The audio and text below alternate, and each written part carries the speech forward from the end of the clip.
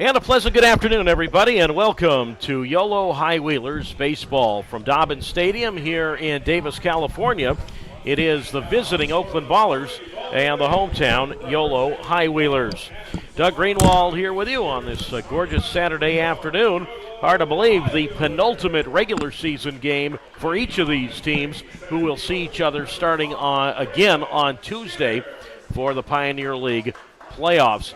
And we will remind you throughout the day, but just got word there has been a time change for Game 1 on Tuesday. It's going to be a 3 o'clock first pitch, not 3:30, 3 o'clock p.m. first pitch.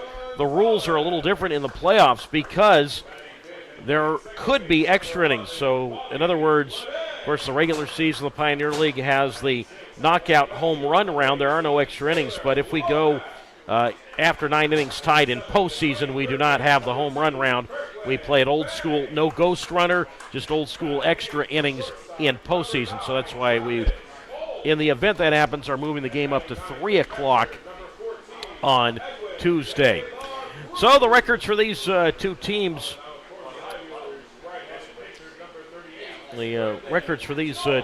coming into this afternoon. The Oakland Ballers at 57-37 overall and 30-16 in the second half. Yolo is 52-40 and in the overall scheme, and 29-17 in the second half. Oakland has a one-game lead. Now, again, both these teams are going to the playoffs, that's for sure, but both these teams still a chance to finish in first this half. We'll talk more about that in a moment. Now the anthem.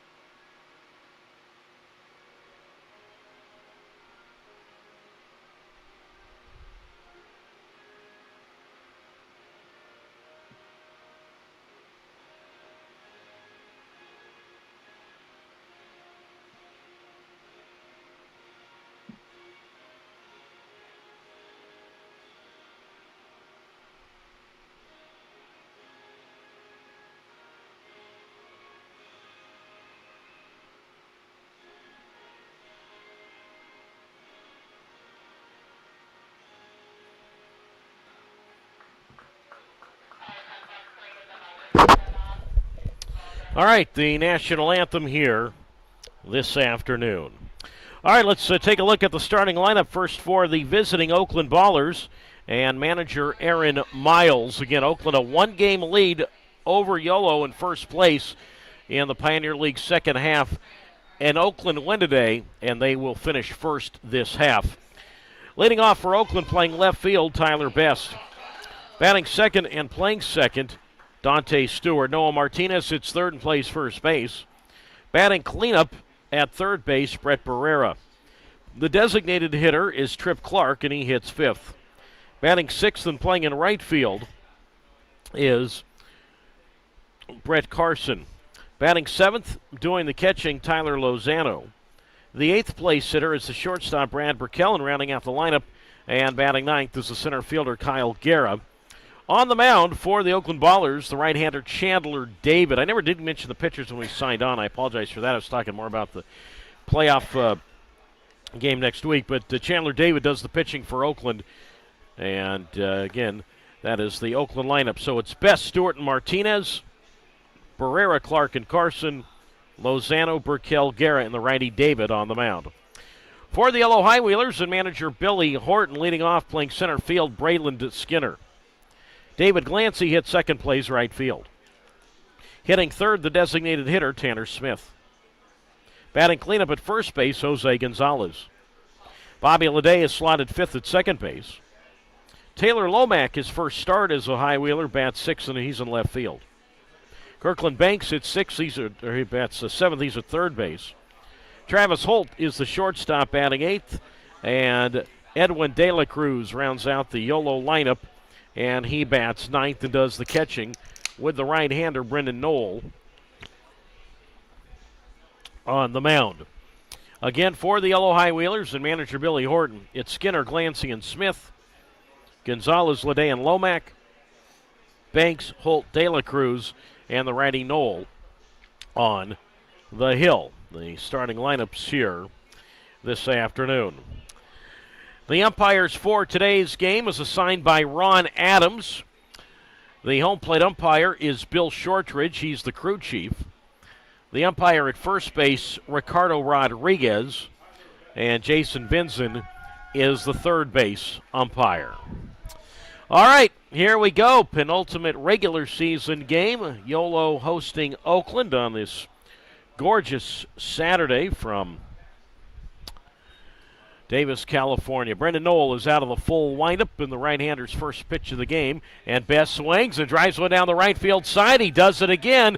Base hit, likely more. Ball goes into the corner. The right fielder Glancy up with it, gets it in towards second.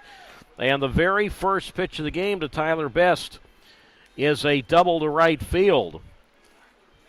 Well, I guess if you bat leadoff, you can't wait until 2 out, like Best has done often in this series. Best the other day, a 2-out, 2-run double. Also the other day, an RBI single.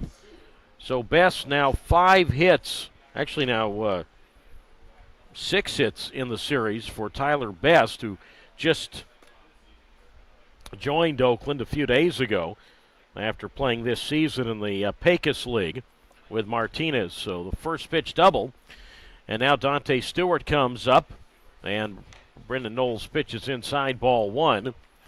And the count is at a ball and no strikes. By the way, the first pitch today was at 1:06 p.m. 94 degrees this afternoon. So might get hotter throughout the day, but at least first pitch at 94. The last few days it's been over 100, and we've started at around 4 o'clock as Stewart takes inside, ball 2. 2 balls and no strikes to Stewart, who has a home run in this series. Yesterday, a 2-run triple with 2 out for Stewart. Ballers, who won yesterday 4-3, had a pair of 2-out, 2-run hits. Obviously the difference, the 2-0 here from Knoll inside, ball 3, 3-0. Knoll, 25 years old, 6 feet, 215 pounds, from Casson, Minnesota. That's about an hour and a half to the southeast of the Twin Cities. White pants up to his knees as he looks back at second. 3-ball, no strike pitch, and Stewart takes low and in, ball 4, and not a good start so far for Knoll. Stewart coming into this afternoon, .331 with 7 homers and 20 runs batted in. So it's first and second with nobody out, and now Noah Martinez comes up. .320 for Martinez, 21 home runs, and he has 71 runs batted in. So Knoll in some early trouble here in the top of the first inning, no score. And Knoll from the set comes home, and Martinez looks low and in, ball 1, 1-0. From Knoll, who was acquired in mid-July by the High Wheelers, began the season in the Frontier League with Schaumburg, a team that plays near Chicago. This year with Yolo, 2-3 with a 2.8 earned run average. This is his 9th start with Yolo / 9th appearance. Comes off a win at Boise last Sunday. He made 2 starts in the series in Boise last week. Started Tuesday, started Sunday. 1-1 in that series, but again, won his last start. 10-4, went 5 innings, gave up 3 runs, none of which were charged. A 1-0 pitch to Martinez, up and away, ball 2. 2-0 now to Noah Martinez. The middle infield looking to turn 2. Knoll in the short white sleeves today, then the cream-colored uniforms for the High Wheelers. The 2-0, breaking ball, and that drops in for a strike after 6 straight balls. That was called a strike to Martinez. So 2 balls and 1 strike. Nothing, top of the first inning from Sonny Davis. 2 ball, 1 strike pitch. Low ball 3. So the count moves now to 3 balls and a strike. So Noel has made 2 starts against Oakland this year. His first 2 starts as a high wheeler were against the Ballers. Yolo debuted July 20th. 3 ball, 1 strike pitch. And Martinez, as I figured, would swing on 3-1, but comes up empty right there on a breaking pitch low and in, 3-2. Noel is without a decision in games against Oakland. His Yolo debut, he went 6 shutout innings, and Yolo ended up losing in the knockout round. 3 balls, 2 strikes. Runners at first and second. The pitch up and away. Ball 4. That loads him up with nobody out. So Best goes to third, Stewart to second, Martinez to first, and really the last guy the High Wheelers want to see here in this situation is a man who's got over 20 hits this year against Yolo, and that's Brett Barrera. 388 in games he's played with Oakland, 17 of those games. 5 homers, 20 RBIs after coming over from Idaho Falls. Outfield medium depth straightaway. And the pitch on the way to Barrera, and that's high 1-0. First time that these two have met, Noel and Barrera. Noel was not with Yolo when Yolo played at Idaho Falls when Barrera was there, and then Barrera was not with Oakland when Noel faced the Ballers in July. Runners everywhere, and the 1-0 pitch outside, ball 2. So Noel having, for the most part, I know it was a 3-2 count on Martinez, but for the most part having trouble finding the zone right now, or at least in this first inning. And now Barrera really sitting pretty. He's got a 2-0 count. The bases are loaded, nobody out. Noel really has little choice to get one down the middle here to Barrera. The 2-0, and that is down the middle, and a tapper toward third, and under the glove of the third baseman, Banks. Everybody is safe, and that'll go as an error on the third baseman, Banks. So Best scores. It'll be an RBI, so E5 RBI. So give Barrera a run batted in. Still nobody out, and a run home early for the Ballers. Still, as I said, nobody's been retired, so Stewart to third, Martinez to second. Barrera, give him, as I said, a run batted in. That's his 21st RBI in an Oakland uniform. So bases loaded still, and again, nobody out. Here's Trip Clark, and he takes down the middle, strike 1-0-1. I think if Banks gets that ball, at least 1 out is recorded.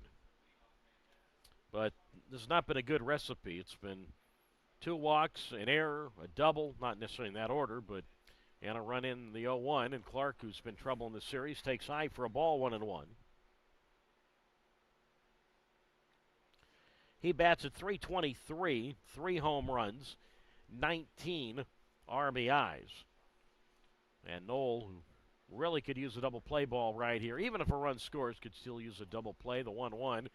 And that's down the middle, strike 2. 1 ball and 2 strikes. Mentioned Clark has been trouble in this series. He's got 8 hits in this series, including a home run. Outfield fairly deep straight away. A ball, 2 strikes.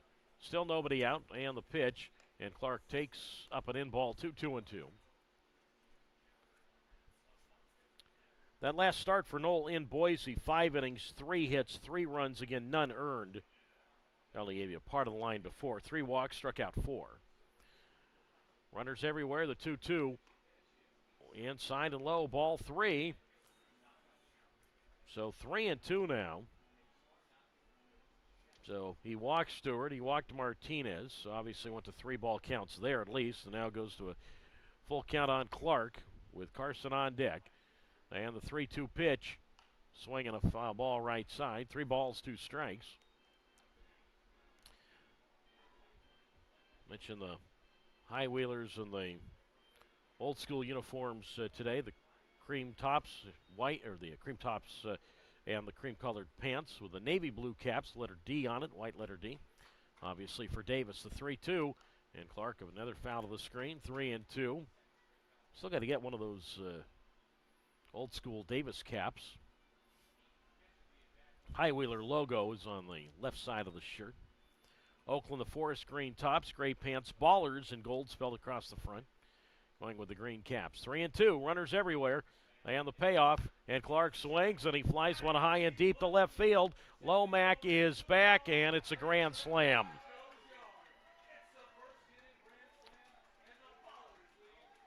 And 5 batters in, it's 5-0 Oakland. Well, as I said, not a good recipe. You could sort of sense, and I hate to say it, but sort of sense it was leading up to something like that, and Noel eventually was going to have to come in with one. And, I go all the way back to the first pitch of the game. And Tyler Best, who has been such a big part of the rallies in this series. That first pitch of the game, Best setting the table with a double. And obviously, after that, walks, an error, and now the grand slam. And just like that, 5-0 Oakland. It's about as quick as you can get 5 runs. 5 batters in. Now it's Carson, who's obviously back from Ohio. Takes inside for a ball, 1-0. And the pitch, and Carson swings, and he flies this one toward left fielder. Pretty well hit, and back is Lomack, and he makes the catch. So Carson giving that one a ride, and that's the first out this afternoon. By the way, the home run for Clark is his 4th, and he hits the jackpot. 20, 21, 22, and 23 RBIs now for Trip Clark. Now his 9th hit of the series, his 2nd home run of the series. And now it's Tyler Lozano who comes up. And the first pitch from Noel is a strike called on the outside corner, 0-1. 230 for Lozano. He has 4 home runs. 26 runs batted in.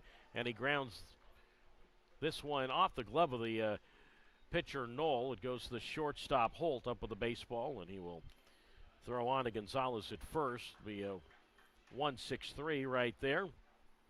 And Lozano is out. Or is that the second baseman of the day? What happened? Well, I misread that ball. I apologize. I misjudged that ball right there. Apparently it's the pitcher Noel who got it, nobody else. 5-0 in favor of Oakland. Well, even the broadcaster's off to a bad start today. That was simply a 1-3. I think I was not sure what I was looking at. 1-0 pitch to Burkell, swing and a miss, strike 1, 1-1. So, as it turns out, that was just a comebacker to the pitcher Noel. So 1-3 on that play. 2 out, 5-0 Ballers. Burkell even with the count at 1-1, and he swings and fouls it to the plate, strike 2. 1 ball and 2 strikes the count to Burkell, who's had a big home run in this series. 253, 11 home runs, and he has 55 RBIs. 4 RBIs for Burkell here on Wednesday. The 1-2, and he drives one down the right field side, foul. And the count holds at 1 ball and 2 strikes. 5 runs home for Oakland. Top half of the first. Full windup by Noel and the pitch, and Burkell made a motion at it and takes outside ball 2. So 2 balls and 2 strikes. Most runs allowed by Noel this year in a Yolo uniform is 6. At Oakland, July 26th. The 2-2. And that's strike 3 called. Outside corner. First strikeout for Noel, but the damage more than done. Double, 2 walks, an error, and then ultimately the grand slam by Clark. So 5 runs, 2 hits, 1 error, and nobody left after half an inning. Oakland 5, Yolo coming up on YouTube Live and on Flow Sports. You ready for me to turn up my mic?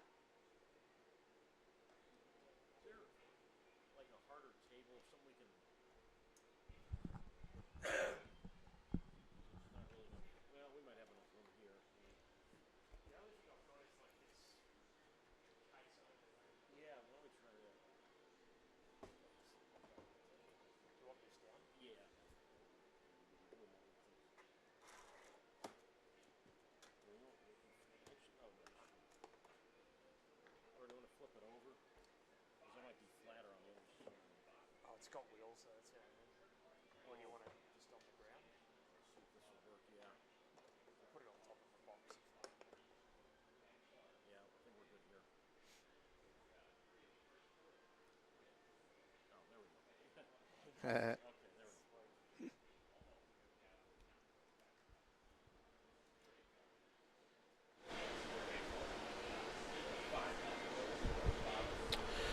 Well, after half an inning, it's not good news for Yolo. It's Oakland 5, and Yolo coming up to face a man who normally, over the course of his time with the Ballers, has been the savior, if you will, in the ninth inning. Chandler David, who has 7 saves this year, but he's also started a few games for Oakland, including now his second start specifically against Yolo.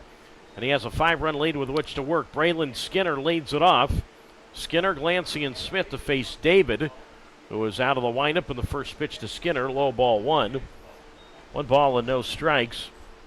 Skinner bats at .294. He has 8 home runs and 49 runs batted in. 5-0 Ballers, and Skinner takes low for a ball. 2-0. David, 4 wins, no losses. 7th start of the year for him. 22nd appearance overall.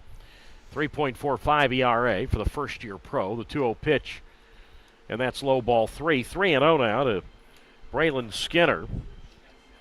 David made his pro debut right here for Oakland. Out of the bullpen, the 3-0. Low inside, ball 4. Well, High Wheelers will need a few more of those. Now they're going to challenge that. And Oakland challenges it and wins the challenge. So instead of a ball, which would have been ball 4, it's a strike. So 3 balls and 1 strike to count. So Skinner back in there, and David ready to go. First base side of the rubber in the 3-1. And that's outside ball 4. Well, I'm glad he did not have to get the white out after all. So it is a leadoff walk, and Skinner coming into today, 4th in the Pioneer League in steals. He's got a team-high 39. And now David Glancy bats. So my pleasure, as always, to welcome in a longtime friend of mine. Let's see here. We can now add Dobbin Stadium to our list of ballparks or sports venues.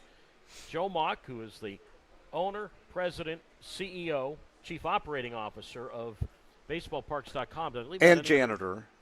Titles is Glancy takes a strike 0-1. What's that? I said, and janitor. And janitor. That's right. Someone has to empty the trash. So Joe is the go-to guy for baseballparks.com, and adding another pro baseball park to his list. 0-1 the count to Glancy. 5-0 Oakland on the pitch to David. From David is taken for a strike 0-1. We have the all-David matchup. We have Chandler David facing David Glancy. So David against David right here. So the last name David against the first name David. 0-2 the count. Skinner leads at first. Turn throw over. Martinez there to take it. Skinner back safely with a dive. So let's see, Joe. I don't know how many ballparks or sports venues. I'd say it's at least 20 that we've been to literally at the same time. Oh, true. But I have to say thank you for having me on today. It's a pleasure to get to see you here on the campus of UC Davis. Absolutely. No balls and 2 strikes, and the pitch. And David, a tapper toward third to his left. Barrera, and the third baseman will throw to Martinez at first. Glancy is out. He moves Skinner to second, 1 away. 5-0 Oakland. Bottom half of the first inning. By the way, Glancy coming in at .315. 4 homers, 2 of them in this series, and 19 RBIs. Well, pleasure to have you here. And well, first order of business, we have to chip away at that ugly, crooked number that Oakland posted in the top of the first. Yeah, that's been a while since we've seen an opponent have a 5-run inning. Yolo, again, been very, very hot of late, hence that's why they're in the playoffs. So now it's Tanner Smith who comes up, and the pitch, and that's a strike on the inside corner. 0-1 Smith, a rare chance to DH today. Normally we see him in right field, 282, 12 homers, and he has 51 runs batted in. Lead at second base by Skinner, and the pitch, and that's taken low, ball 1. 1-1, just the 5th time this year we have seen Smith as the DH. But So adding this one, so the Pioneer League for you, Joe, to talk about some of the ballparks here. The 1-1, and Smith takes a strike on the outside corner. 1-2. Now, you have not yet been to the revised where the Ballers play, Raimondi Park. I have not. That's one of the very few Pioneer League parks that I have yet to see. Even though you were within about 10 minutes of there last Yes. night, but there was no game there last night. Because they were here. The kick of the 1-2 from David to Tanner Smith, outside ball 2. 2 balls and 2 strikes. Chandler David, 6'1", 205 pounds. This is the all October 3rd birthday matchup right here between David and Smith. And with me calling it, it's really an October 3rd birthday matchup. As Smith takes strike 3 on the outside corner, and he is out.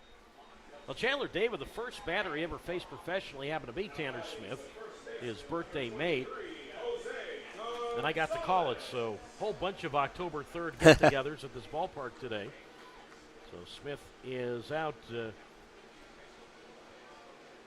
my birthday is within a month now, if anybody really cares. Send me a gift. Okay, now 2 out, 5-0 Oakland. Here's Jose Gonzalez. Skinner takes off for third, and nobody covering third. Barrera was playing well off the bag. Gonzalez takes a strike. It's 0-1. Gives Skinner his 40th steal of the year. So he's at third base with 2 out. Yeah, I mean, he had a big lead, and Barrera was nowhere near the third base bag. Count to Jose is at 0-1. 5-0 in favor of the Ballers. We are in the bottom of the first inning. And David's pitch, and Gonzalez swinging and missing an off-speed delivery, 0-2. Jose bats at .375. He has a team-high 19 homers, and he has 83 runs batted in. Gonzalez with that .375 average, that's 5th in the Pioneer League as he takes outside from David. Ball 1-2. So again, David now into the rotation. Again, he made his first start against Yolo a little over a month ago when we were in Oakland. Big hole in left center, the 1-2 to Gonzalez. Swinging a miss, strike 3, pitch in the dirt. The catcher Lozano up with it. He'll throw the ball to the first baseman Martinez. Gonzalez is out, strikeout, put out, goes 2-3. And I know Oakland's got a 5-0 lead, but David, despite walking the leadoff man, it's a shutdown first inning. So a couple strikeouts for him. 5 runs. I'm sorry, no runs. I should say. No runs, no hits, no errors, and a runner left. After 1, Oakland 5, Yolo nothing on YouTube Live and on Flow Sports.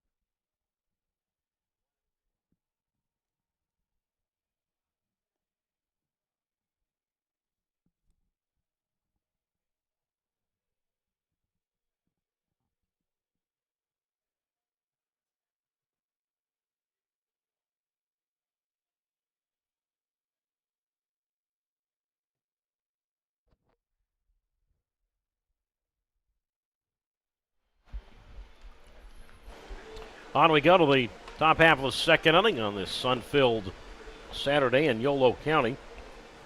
And a 5-0 Oakland lead. Again, I'm joined by a longtime friend from baseballparks.com, Joe Mock.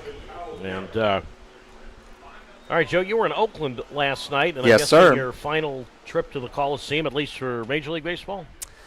That's true. I hear they've gotten a 1-year reprieve there because there's going to be some other tenant in for a year. But, yeah, Major League Baseball in this coming couple of weeks is going to be finishing up its run there. Kyle Guerra leads it off, and he takes outside from Brandon Knoll, ball 1.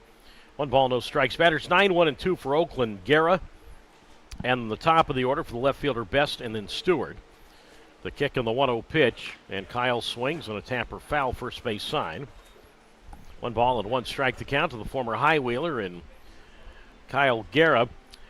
So next year, of course, I'm guessing you will be back to this area with Sacramento. For sure. Getting Major League Baseball, and obviously Sutter Health Park will have a whole different look to it, and a very busy ballpark next year, the 1-1. High ball, 2-1. 5-0 Oakland leads Yolo, top of the second. We got 81 regular season games. And then, of course, that's for the big leagues. And then AAA for the Giants there is the 2-1 low, 3-1. We'll have, roughly 70 home games, somewhere right around there. And they're going to go to an all-turf field. Which not everyone is thrilled about. No, especially with that heat. They'll wind up in the 3-1. Low inside, ball 4, leadoff walk, third walk allowed by Knoll. And now for the second time in as many innings, Oakland will go to the top of its order for the left fielder and Tyler Best, and a 5-0 advantage for the Oakland Ballers, top half of the second. But obviously with the changes there, they have to major leagueize it, I guess you could say. I just made up a word. I'll add it to my dictionary. You can do that. Best hit the first pitch of the game down the right field line for a double. He's 1 for 1. And he takes, and that is high ball 1. But Doug, with the amount of traffic that's going to be on that field next season, in fact, probably for the next 3 seasons, with both the River Cats and the A's playing there, you've got to have an artificial turf surface. Yeah. I don't think there's a choice. And I agree with that. I mean, it's just too difficult to maintain a grass. I mean, it's going to get chewed up, no doubt about it. But there's and going to be major leaguers are not used to playing on it. And the Players Association's not thrilled about that arrangement. But there's only so many options of what the A's could do, to be honest. a 1-0 here, and that's taken for a strike on the outside corner. And I should add, Doug, that the reason I'm here in California, I had 2 reasons. 3 reasons counting, visiting with my longtime friend Doug, is one of them is that I'm going to have an article in USA Today Sports Weekly in a couple of weeks about the Coliseum and about how the A's are vacating it and all the history that it's had there. 1-1 pitch inside, ball 2. 2 balls and 1 strike. Yeah, 66, I believe, was the That's first year of the Coliseum, which obviously makes it one of the oldest ballparks. Still active, I guess. The 2-1. Swing and a miss.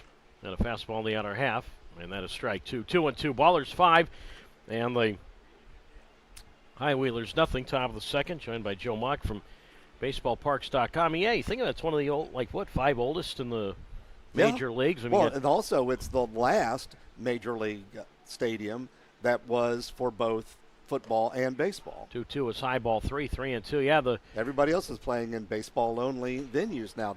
The days of the cookie-cutter, multi-purpose stadium, of which the Oakland Coliseum being built in the 60s definitely falls in that category. They're over. 3-2 to Best, foul to the screen. The count holds it 3-2. The days where the A's would play on a Sunday, and then the second the game is over, they have to reconfigure it for Monday Night Football for the Raiders, and they'd work all night. I mean, literally, it would be all night, or the Raiders would be done on Sunday. Doing all the stuff you had to do to get ready for football. 3-2 the count. Lead at first by Guerra. He goes, and Best takes, and that's up and in. Ball 4, and Knoll just having a tough go of it here this afternoon. 5-0 Oakland in the top half of the second inning. Back-to-back walks issued by Knoll, who's now walked 4 today, which matches his high in a Yolo uniform. And now it's Dante Stewart who bats, and I realize it's only the top of the second, and we know the High Wheelers today have a little different look without Braylon Marine in there, and Mendoza's out of the lineup today, so giving some of the others a chance to start today. The pitch on the way to Stewart, and he drives this one toward center field, back toward left center, deep into left center, making the catch is Skinner. So Braylon Skinner using that speed, able to track that ball down just to the left of the batter's eye in the direction of left center field, and the runner is hold. So Stewart, who then walked and then scored on the grand slam by Clark in the first inning. Flies out here 0 for 1. But anyway, yeah, a lot of memories at the Oakland Coliseum, no doubt. And their memories will now be known simply, at least for the next 3 years, as the A's. They're not going to use the Sacramento name. So now it's Martinez who walked and scored in the first. First and second, one out. 5-0 in favor of Oakland. And the pitch, and that's low and in, ball one. And Doug, with no geographic designation on the franchise, that kind of puts a kink in your ability to sell merchandise. And of course, last night I was in the souvenir stores at the Coliseum, and there's 50% off and 60% off signs everywhere. Well, 1-0 to Martinez, swing and a miss, strike one. One ball and one strike, the count. So it's clearance time at the Oakland Coliseum. One ball and one strike, the count to Martinez. Well, I was there. I don't think I'll make it out again there this year. I think I said my goodbye there back in, I think, early May when your Texas Rangers were in town. I know the Rangers will be the final opponent there. That's correct. One ball, one strike, the count with one out. And after this homestand, there's only one more. And the pitch from Knoll is outside, ball two, 2-1, 5-0. The Ballers lead the High Wheelers, top of the second inning. So you were sort of doing the opposite. Normally when you go to a ballpark, it's for the first time. Yes. I mean, you go and you evaluate the new ballparks, but you were saying goodbye to one. Very true. And interviewing fans about how they feel about this. 2-1 pitch, outside, ball three now. Needless to say, they're not thrilled. They're used to having their team right there on the BART line, that they can take the train and go see them play and all that kind of thing. So they're grumbling, although most of the people I talked to last night said that they will go out to Sacramento, at least some, and see the team play. 3-1 pitch, and that's tapped foul toward the backstop, strike two. So 3 balls and 2 strikes the count. So 3-2 the count to Noah Martinez, who grew up in the battleground state of Connecticut. I define battleground in Connecticut not politically, but battleground for either Yankees or Red Sox That's fans. true. Martinez told me he grew up a Red Sox fan, I guess on the midway point of Connecticut. 3 balls, 2 strikes. Runners lead at first and second, and the payoff, low and away, ball 4. 3 more walks in this inning. The Knowles now surrendered 5 in just an inning and a third today. We'll see if there's, again, tough to tell in the bullpen here down the right field line if there's any, or on either side if there's any action. Well, once again, Barrera bats with the bases loaded. He hit in the same situation in the first inning and reached on a fielding error by the third baseman Banks and was given credit for an RBI. Well, Oakland a chance to really, really blow this one open early. Again, 5-0. Not a huge deficit at this stage of the game in the second, but hit by Barrera, or even worse than that, or more than that, depending on which team you're following. Really make it a long afternoon. And the pitch on the way to Barrera. Big swing and a foul ball to the backstop. Strike one. On one. I mean, no, Barrera's looking his chops right here. I mean, back to back. Rare that you get to bat twice with the bases loaded in the same game. It's more rare, or rarer, to do it in each of the first 2 innings. Guerra's at third, Best at second, Martinez at first, and Barrera takes high, ball 1 from Knoll. 1 ball and 1 strike from Brendan Knoll, who played his college baseball at Minnesota State University, formerly known as Mankato State, Division II program. 3 seasons for the Mavericks in the Northern Sun Athletic Conference. The kick on the 1-1, and Barrera grand slam cut and a foul ball right side. 1 ball, 2 strikes from Knoll, who did not play last year. Served as a pitching coach at his first college, a Division III school called Century College in the Minneapolis region. So Knoll in need of a strikeout here or a double play ball. Clark waits on deck.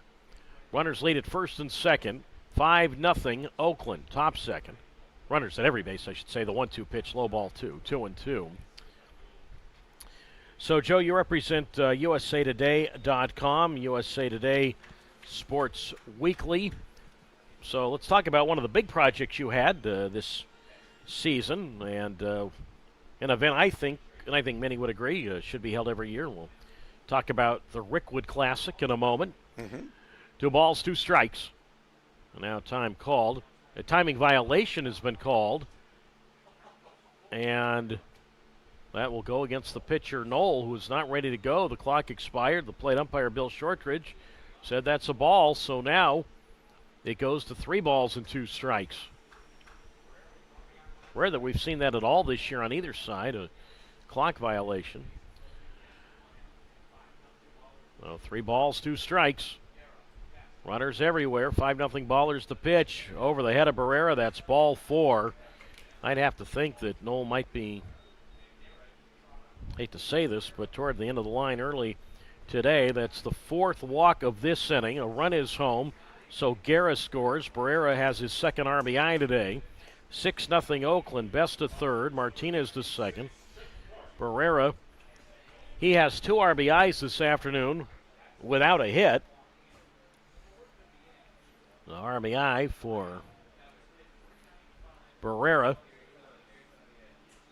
is in an Oakland uniform now, is 22nd, and manager Billy Horton is on his way to the mound. Again, an Oakland win today. They will clinch first place and then would get home field for the playoff series, which will start here Tuesday again at 3 o'clock. We have switched the game time. 3 o'clock first pitch Tuesday, game 1 of the Pioneer League playoffs between Yolo and Oakland. Game 1 will be here Tuesday. No game Wednesday. The long travel day to Oakland. So that'll be Thursday. Game 2 will be Thursday at Raimondi Park. That will be at 6:35 p.m. We'll have that for you on YouTube Live. And then if we go to a Game 3, that will be at the division winner, which right now, with Oakland up 6-0 here in the 2nd inning, Oakland certainly off to a good start trying to accomplish that here this afternoon. Apparently Billy Horton is going to keep Knoll in there. Again, I don't know if anybody is warming or not.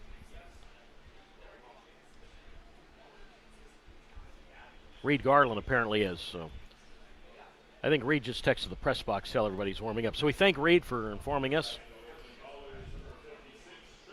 How do people know that? I mean, somebody just handed me a note. All right, we have Rachel, our assistant GM, telling us that Reed Garland was warming up. So thank you, Rachel. The way things are going right now, Rachel might be warming up in that bullpen to come in today. Now the pitch to Clark. Ground ball toward short. To his right. Holt goes to second for 1. And Leday's first to Gonzalez. That's a double play. So Clark, who hit a grand slam in the 2nd inning, a 6-4-3 inning ending double play here. Nice job, Holt, Leday, and Gonzalez. Short second, first, 6-4-3. 1 run, no hits, no errors, and 2 runners left. We go to the bottom of the 2nd. It is 6-0. Oakland leading Yolo on YouTube Live and on Flow Sports.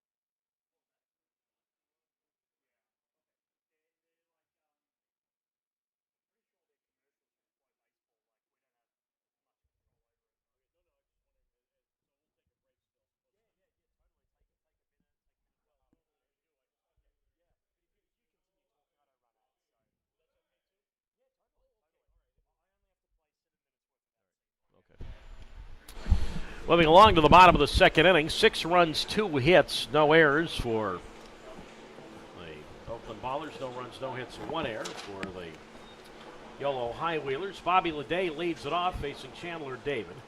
And the first pitch to Leday is a breaking pitch taken for a strike on the inside corner. No balls and 1 strike. So it's Leday, Lomack, and Banks, 5, 6, 7. The 0-1 inside from David, 1-1. Leday digs in at 327. He has 17 homers, and his 83 RBIs are tied for the tops on Yolo with Jose Gonzalez. The 1-1, low ball 2. 2-1 again with Joe Mock of BaseballParks.com. All right, we're talking about Rickwood Field. Yes. One of my favorite subjects. Yeah, you covered this year. Had, of course, the Willie Mays game, and always has the minor league game as well. The 2-1 slapped to shortstop, loved by Burkell, and he'll throw across to Martinez at first. Leday is out, 1 down, 6-0 Oakland leading Yolo, bottom of the second inning.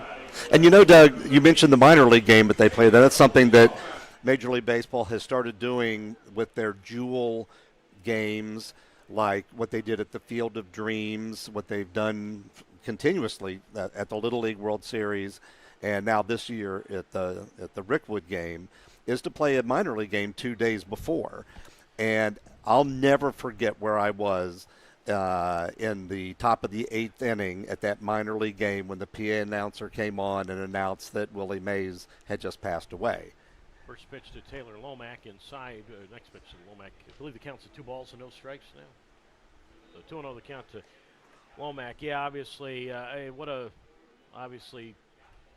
sad moment for sure. But as Lomack swings and foul tips one in the glove of the catcher Lozano. But all of the events were going to be centered around honoring Willie Mays and the Negro League players and that kind of thing, because Negro League baseball was played at Rickwood Field. 1 pitch, ground ball past the third baseman Barrera, and in the left field a base hit for Lomack. That's his 3rd hit now in his first week as a member of the High Wheelers after coming over from Billings. Lomack his first start in a Yolo uniform. First hit for the High Wheelers, and now Kirkland Banks will come to the plate. For Banks, Kirkland comes up at 275, 7 homers, 38 runs batted in. And the pitch on the way, and Banks takes a strike on the outside corner. 0-1. I mean, everything happening that week. And but I was it was a lot of trouble and hassle and heat and all that kind of thing, but I was very, very happy to be there for all of that. And just so your listeners know, I wrote several articles for usatoday.com, USA Today Sports Weekly. I then compiled all of my reporting from that and additional data and put a big spread on my baseballparks.com website that people can access for free and read all of it. 1-1 pitch, and that's reached for and blooped towards center, and that's going to get down a base hit. Guerra, the center fielder, and to get the ball, and Kirkland Banks has himself a single. So first and second now here in the bottom of the second inning. 6-0 Oakland, and now Travis Holt comes up. 159 is a member of the High Wheelers, no homers, and he has 5 runs batted in. I mean, just surreal that sadly everything happened that week, and I know Willie Mays was not going to be able to get there regardless. True. But he was there with so many of the great Negro League players as Holt swings and a foul ball, right side, strike 1. Well, and one of the most 0-1. poignant aspects about that was that Willie Mays was born and grew up about 2 miles away from Rickwood Field, and when he was a high school junior at age 16, he made his debut with the Negro League Black Barons at Rickwood Field. He couldn't go on their road trips, though, because he was still in high school, had to go to class. 0-1 on the way to Holt, and the inside out's this one, and pops it up down the first base side. That'll go foul. No balls, 2 strikes, 6-0 Oakland leading Yolo. Bottom of the second, joined by Joe Mock of BaseballParks.com. And I loved how I loved your article because you were able to interview the grandson of Rick Woodward. Woodward? Woodward. Rick Woodward. Of course, Rick Woodward. They had a was- name that back in 1910. Yep. They had a name the team contest. We think that's a modern day thing, but they did that in Birmingham. The Birmingham newspaper ran that contest, and some clever person combined the owner's first name and half of his last name and came up with Rickwood, and now here we are over a century later. It's still known as Rickwood Field. The 0-2 on the way. Outside ball 1-1-2. And there are not many ballparks that are nationally registered landmarks either. That is for sure. I believe Hinchcliffe Stadium is in Patterson, which also is a former Negro League ballpark, which is back hosting professional baseball on a common basis, everyday basis in the Frontier League. That is with correct. The New Jersey Jackals. The 1-2, and that's inside the hole. 2-2, 6-0 Oakland leads Yolo. And folks Bottom of can the read second. all about Hinchcliffe on, again, my baseballparks.com website. It's all free to access there. But I went to Patterson, New Jersey last year when right after it had just been renovated and was starting to be used again, and did a big article about the history there. 2-2 pitch, and Holt pops this one up foul right side. 2-2. One of my biggest thrills, the Birmingham Barons and the Mississippi Braves. Of course, you know that because you drove me to Dallas to catch my flight from Round Rock. I didn't get to go with you to Birmingham, though. 2-2 on the way, and Holt flies this one to center. Guerra is right there, and he makes the catch. Banks tags from second. He's on his way to third. The throw, and he is going to be safe, and the ball goes out of play. Or Lomack, I should say, is going to score. Banks will get as far as second. That's a break right there for the High Wheelers. Who need every run they can get. I thought the throw was going to beat Lomack. He tested Guerra's arm, and the ball goes out of play. So that'll be a fly ball to center. Lomack goes to third on the fly ball, scores on the error by the center fielder, Guerra. Now they're going to appeal at second, and they appealed at second to see if Lomack left early, and I didn't see any umpire signal. I mean, somebody had to be there. All right, now they're going to do it again. Yes, they didn't do it legally the first time. And the third base umpire, Jason Vinson, said that Lomack did leave in time. So Banks goes to second on the error. Lomack scores on the error by Guerra. There is no RBI. Holt just simply flies out to center field. 2 out. Now it's Edwin De La Cruz. And the pitch to Edwin. Low and in, ball 1. 1 ball and no strikes. 242 for De La Cruz, a homer, and 4 runs batted in. So Angel Mendoza gets the day off. So 6-1 now, Oakland, bottom of the second. And De La Cruz, a tapper on the grass toward third. Charge glove by Barrera, throws on the run to Martinez at first. And De La Cruz is out. We'll keep it here between innings. A run for Yolo. There were 2 hits, 1 error, and 1 left. So done with 2 innings today. It is 6-1 in favor of Oakland.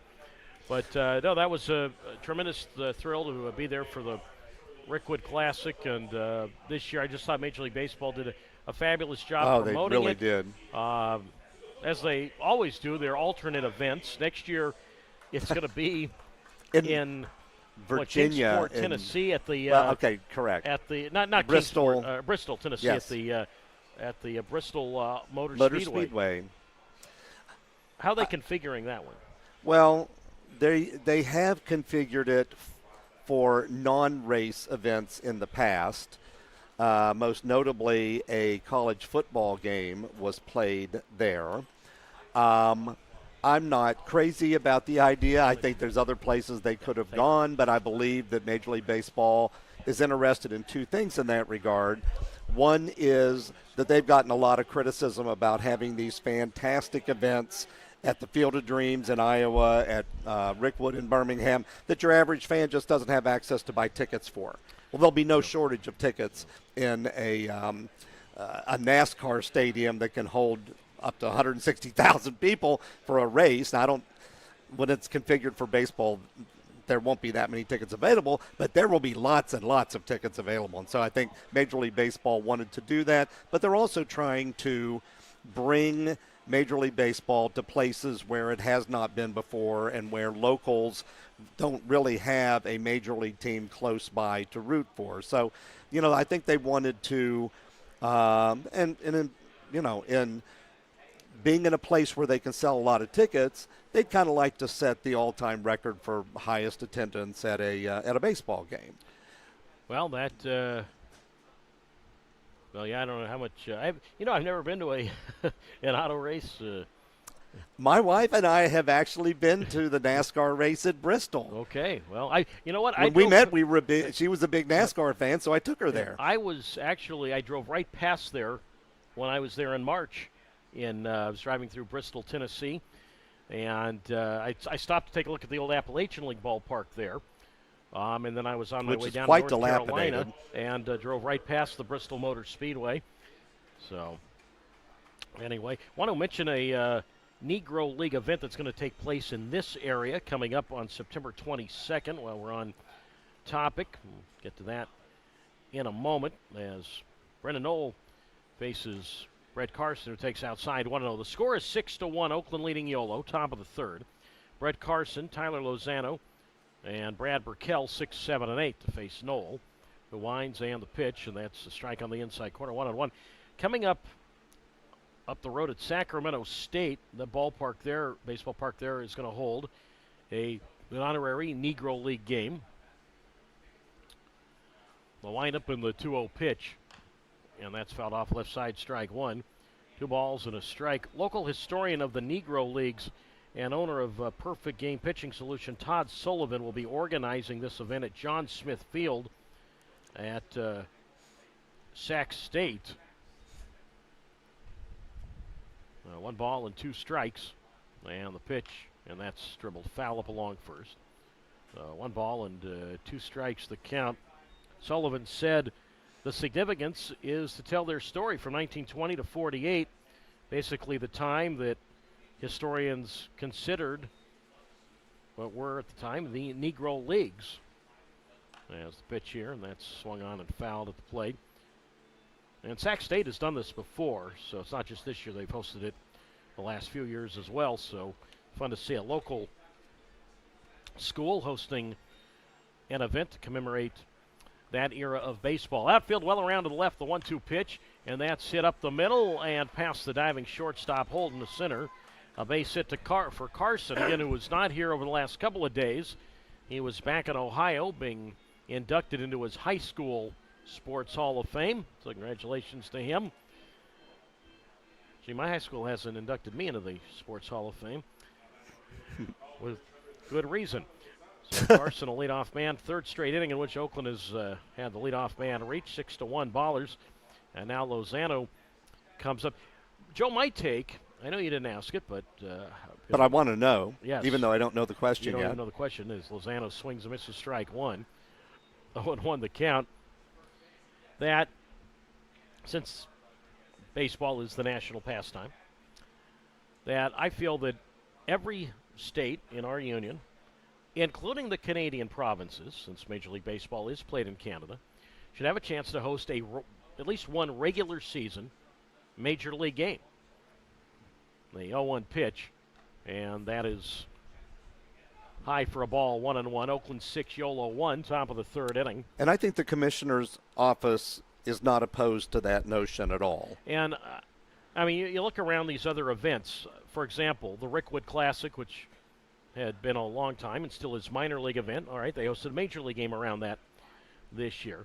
The 1-1 with Carson going, hit towards second, snagged by Ladeo to retrace his steps, but his off-balance throw to first is in the dirt. And everybody is safe. And that's a tough play, but be an error on Ladey.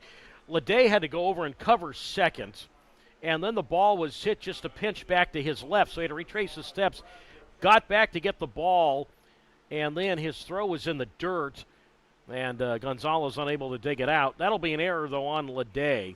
So Lozano now 0 for 2. Carson moves to second.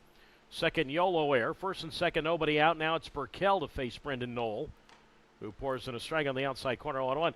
So, all right, Alabama finally got to host a major league regular season game for the first time. I mean, we're talking regular season games, we're not talking exhibition games. North Carolina got that when they did their first Jewel event, which was at Fort Bragg in North Carolina. The 0-1 on the way, and that's outside 1-1. Share an Iowa. interesting story about Rickwood Field. Dusty Baker, who actually was here for a game. Dusty lives in Sacramento, lives in the Sacramento area. Dusty was here for a game about a month and a half ago.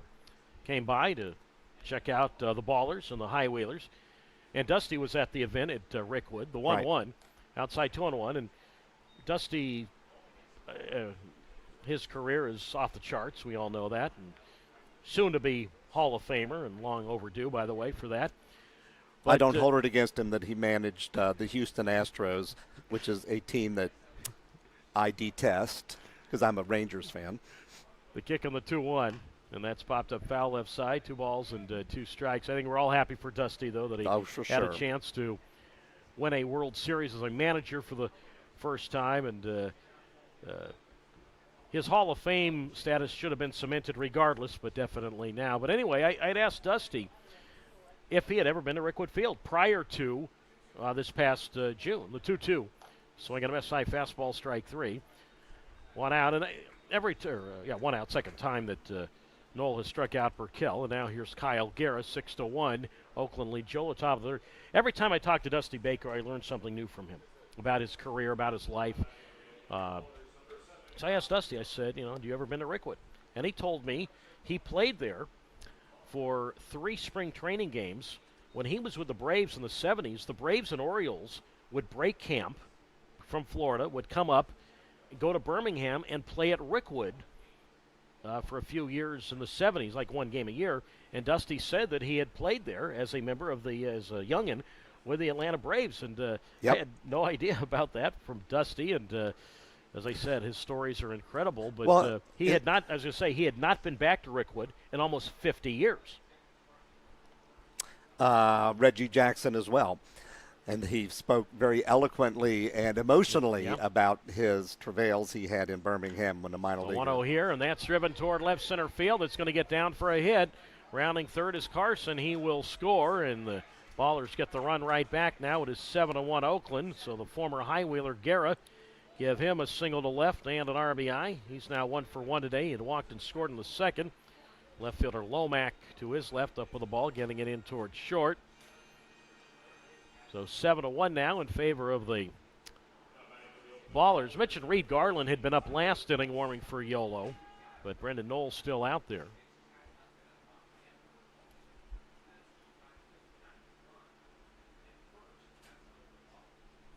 And now the top of the Oakland order for the 3rd time for Tyler Best. He is 1 for 1, a double, a walk, and a run scored. And Knoll delivers, and Best takes inside ball 1. Doug, you bring up a good point, though, about Rickwood and the fact that Dusty Baker played there.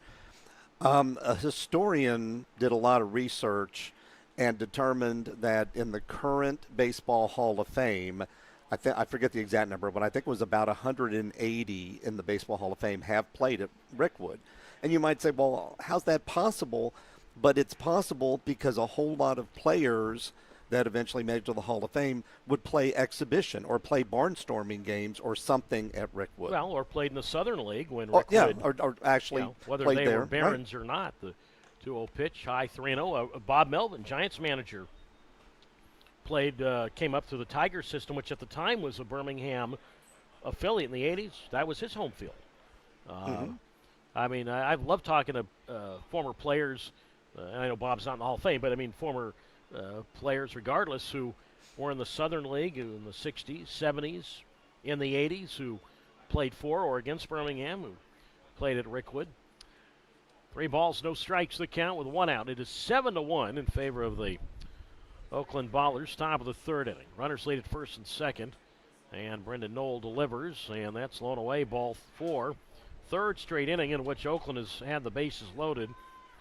Lozano to 3rd, Garrett to 2nd, Best now on for the 3rd time today, and not often, and I know it's got a long way to go in this game. 7-1, the Ballers lead it. But the very first pitch of the game at the moment really has set the tone when Best doubled. And now Dante Stewart comes up. But no, definitely was one of my thrills to take part as a fan in the Rickwood Classic back in 2014. Stewart is 0 for 1, a walk and a run scored. Runners everywhere, and Dante looks at a strike on the inside corner, 1-1. My point about the number of Hall of Famers that have played there over the years is that it's generally believed that there is no ballpark, not Fenway, not Tiger Stadium, not any ball, Wrigley, none have had as many Hall of Famers play on that field as Rickwood has. Well, one on the way, and that's outside 1-1. Well, yeah, I mean, you go back to the Negro Leagues, and Yep. I'd have to wonder if Ernie Banks played at Rickwood. But I bet. Obviously, Mays, and then Satchel Paige. It would go on and on. The 1-1 pitch, and that's hit to the hole between short and third. Left field base hit. Lozano scores. Guerra on his way home. He'll dive in safely. It is now 9-1 Oakland here in the top half of the third inning. So give Stewart a 2-run single. So 9-1 now in favor of the Ballers. Stewart RBIs 21 and 22.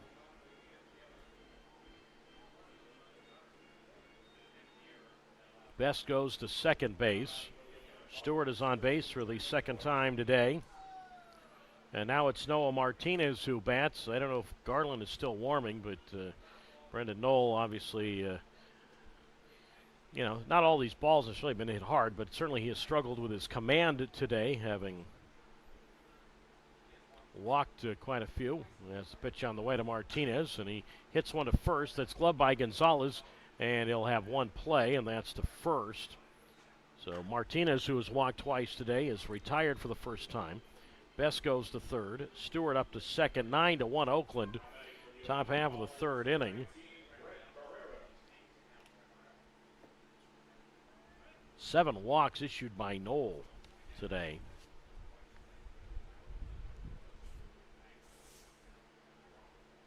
In fact, the top third of the order has combined to walk 5 times. Again, 7 overall. Barrera, bases loaded walk in the second. And the pitch on the way to Brett, and that's fouled to the backstop. Strike 1, 0-1. So 7 walks allowed by Knoll, the most he has walked at least in a Yolo uniform this year, and that's also the most walks allowed by a Yolo pitcher this year. The prior high was 6. Reed Garland last to do that. Game 1 of a doubleheader August 17th at Grand Junction. The 0-1 on the way, and that's outside for a ball. 1 ball and 1 strike. But, I think going back to my theory here, take for example, a state like Delaware that sits, obviously right between Baltimore and Philadelphia. Very accessible to teams on the East Coast, the 1-1. And it's had minor league baseball, but never a major league game. And hosted, it's a Nationals affiliate right now. I don't see why the Nationals and, let's say, Phillies couldn't play 1 game there at that ballpark. 1 ball, 2 strikes. And the pitch, and that's taken low, ball 2. And the count now at 2 balls and 2 strikes.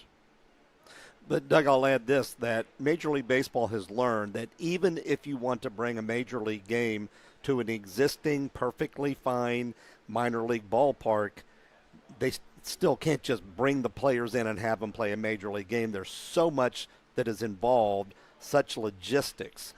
As Barrera swings and drives one foul right. No, there is. I mean, absolutely. Every time they have one of these jewel games, there is an architecture team that figures out that they have to make these temporary structures. The major league clubhouses have to have tremendously more in them than a minor league locker room does. That there has to be media workrooms, there has to be, umpire quarters, et cetera, et cetera, et cetera. There's so much that has to be done, even for a perfectly nice minor league park to host Major League Baseball. 2-2 to Barrera, tap foul back of the blade, 2-2. But I bring up Wilmington and the Negro Leagues because Judy Johnson, who is in the Hall of Fame, passed away and is buried in Wilmington, Delaware, and a statue of him is right there at Frawley Stadium. In fact, they've named the field at Frawley Stadium's minor league park after him. So I think why not you're right, have I was just and there I a few think weeks I've read ago. they have a Judy Johnson Classic, but I would have one for the major leagues is what I'm Yes, saying. yes. 2 balls, 2 strikes, 2 out, 2 on. Swinging a little squibber up along the first base side of the grass. Noel will glove the ball, just take the ball to the bag for the unassisted out. So 1 unassisted there, but 8 more men come up and 3 more score. 3 runs, 3 hits. There was 1 error and 2 left. After 2.5 innings, it is 9-1. Oakland leading Yolo on YouTube Live and on Flow Sports.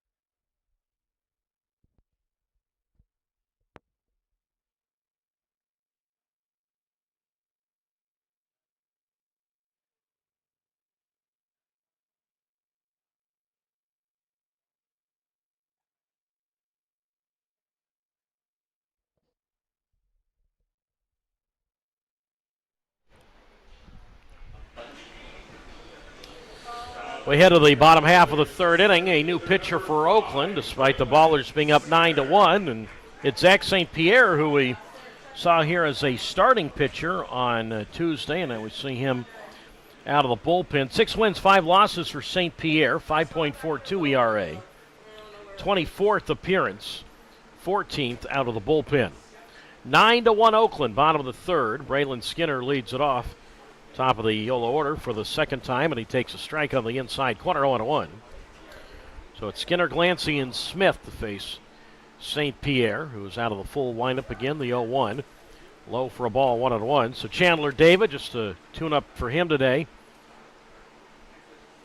2 innings, 2 hits, 1 run, which was not earned. A walk, 2 strikeouts, the 1-1. Check swing, foul ball, left side, 1-2. St. Pierre, 5'11", 185 pounds, 26 years old, from the Dallas area, from Allen, Texas. They have professional hockey in Allen, Texas. They do, the 1-2, and that's low ball 2. So the count now with 2 balls and 2 strikes. I've actually been to one of their games. The Allen Americans, I saw them.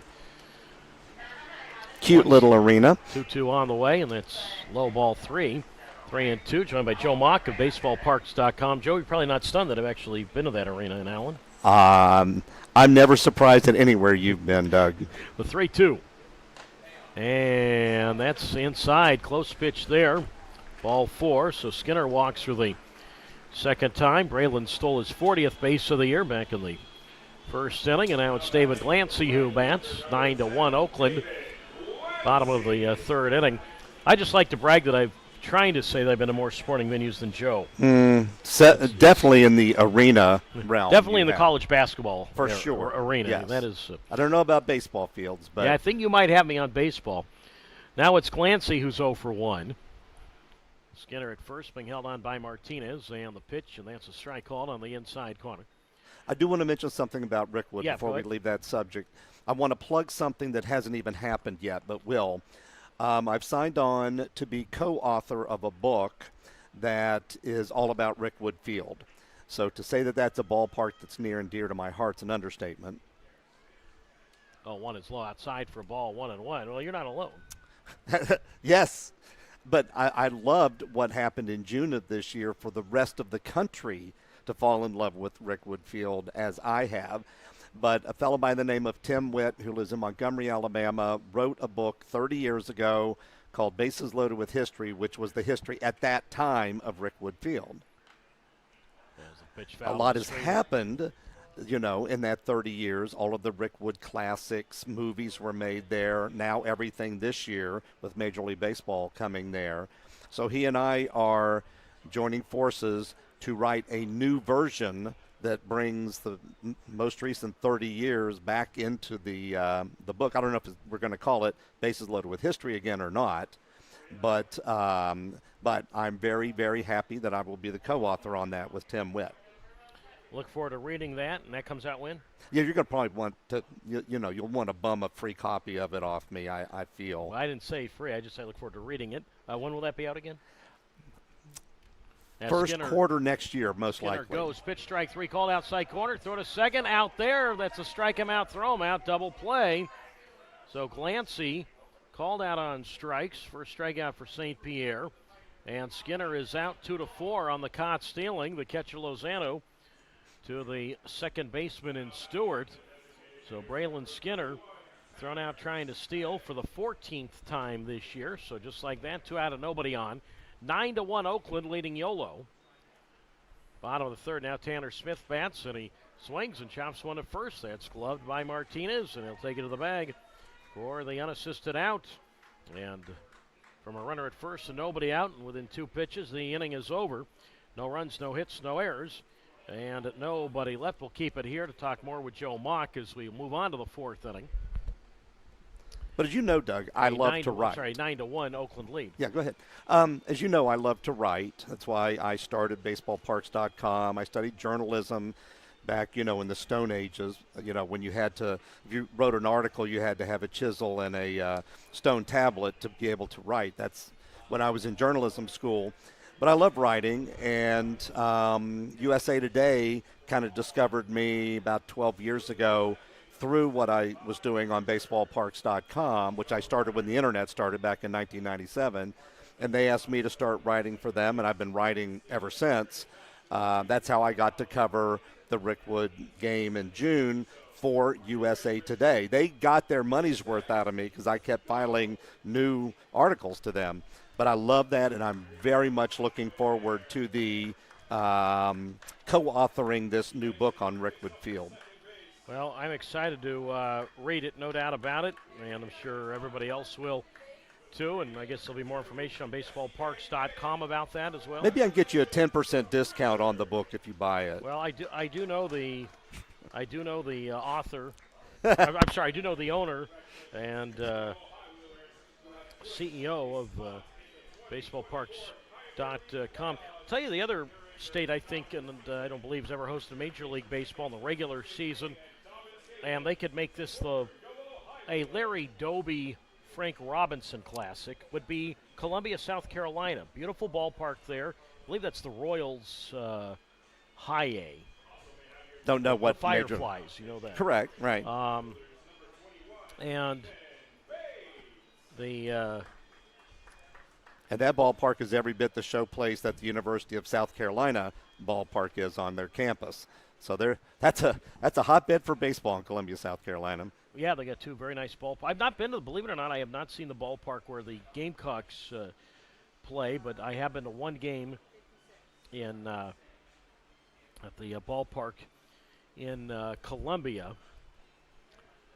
So Ethan Bates, who played his college baseball at Louisiana Tech, comes on to do the pitching. And Trip Clark leads it off. It'll be Clark, Carson, and Lozano. 5, 6, and 7. And a 9-1 Oakland lead, and Bates delivers inside ball 1. And the count is at 1 ball and no strikes. Clark, grand slam in the first inning, just 5 batters into the game. It was already 5-0 Oakland, the 1-0. And that's a strike on the inside corner from Bates. 1 ball and 1 strike. Bates, 22 years old, 6 feet, 185 pounds, out of Hot Springs, Arkansas. The 1-1 pitch, and that's swung on a missed strike, 2. 1 ball and 2 strikes. For Bates' 10th appearance as a pitcher for Yolo, all out of the bullpen. No wins, no losses, 3.55 ERA. The 1-2, low 2-2. But I bring up South Carolina, bring up Columbia, because Larry Doby was born there. So obviously he's got tie. I know he grew up in New Jersey, but he obviously, being born there, has a connection. And Frank Robinson played minor league baseball in Columbia as a Reds farmhand. The kick on the 2-2, and Clark can pop up foul right side 2-2. And what a beautiful ballpark in Columbia, and why not have it be the Frank Robinson, Larry Doby Classic, especially Larry. They're both pioneers in Sure. one For way sure. or another, and I'll explain that in a moment. The 2-2, foul to the screen. You have Larry Doby, the first African-American player in the American League. And he grew up in Patterson, New Jersey, and I've felt ever since Hinchliff Stadium in Patterson got renovated that there should be a major league game brought there because Larry Doby's fingerprints are all over baseball in Patterson, New Jersey. 2-2 here, and that slapped to second base right at Leday. Easy chance for him over to Gonzalez at first, and Clark is out, 1 down. We have Larry Doby, as I said, who was born in Columbia, South Carolina. Or, I'm sorry, well, I did say that. Let me rephrase what I was going to say. Doby, the first African-American player in the American League history, and Frank Robinson, the first ever African-American manager in Major League history. So both have been pioneers one way or another. Both, of course, doing so with Cleveland, but both having roots one way or another, either by birth or professionally in that town in South Carolina. And I think that Major League Baseball should have a game honoring those two. You can do it together, the Doby-Robinson Classic, and why not have Cleveland partake in that, because Doby and Robinson both wore Cleveland uniforms when they were achieving these things. The 1-0 pitch, and that's high for a ball. 1 ball and or 2 balls and no strikes to count. So that's one that the state that. Agreed. Let me add this about Larry Doby. I did an interview with Bob Kendrick. As you know, he's president of the Negro Leagues Museum in Kansas City. And I interviewed him about Larry Doby and about the Negro League baseball that had been played in Patterson, 80, 90 years ago. And Kendrick said to me something interesting about Doby. He said, everyone talks about what a pioneer Jackie Robinson was, and of course he was. But his entry from the Negro Leagues through the white minor leagues to Brooklyn in the major leagues was very carefully managed by Branch Rickey and the Brooklyn Dodgers and all of that. Larry Doby, when he was signed, he was thrown right into the fire with the Indians. 3-1 here to Carson. That's lined to the center, a base hit. That's his second hit this afternoon. 10th hit now for the Ballers, who have it's the I believe the 6th hit for the Ballers, who have a 9-1 lead here in the top half of the 4th. And so Bob Kendrick feels that Larry Doby is in some ways more of a pioneer because he did not have a support system there for him like the Brooklyn Dodgers had kind of assembled for Jackie Robinson. Now, no one argues Jackie Robinson's place in history, but Larry Doby is not often talked about enough in what he did in entering the American League. Now it's Lozano who flies one toward left, shallow, and to his left is Lomack. And the left fielder makes the catch, and Lozano is out, so 2 away. Here in the top half of the 4th inning, it is 9-1. The Oakland Ballers leading the Yolo High Wheelers. And now it's Brad Burkell who will come to the plate. Raquel 0 for 2. He has struck out looking, and he has, struck out swinging. Facing Bates, who came up in a big moment yesterday at the plate with the bases loaded and a chance to give Yolo the lead, but struck out swinging as a pinch hitter. Bates, the two-way player, really is the last couple of weeks could have eased into that role. Former infielder at Louisiana Tech and closer. 0-1 pitch, chopped toward first, but to his right, Gonzalez, nice play, snags the ball, and he'll take it to the bag to get Burkell 3 unassisted. 1 hit, 1 left. We'll take a break. We go to the bottom of the 4th inning on this Saturday afternoon. 9-1. The Oakland Ballers leading the Yolo High Wheelers on YouTube Live.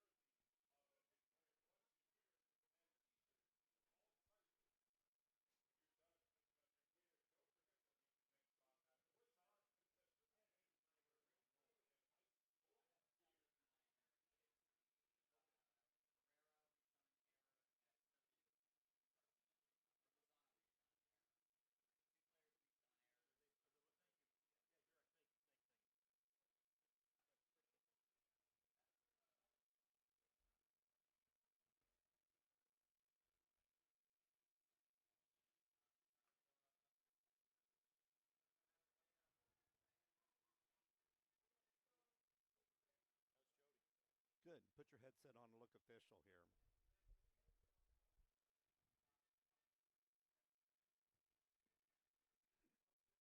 Thank you. Just saw Jody a week ago. He went to the U.S. Open in New York last week. I never have.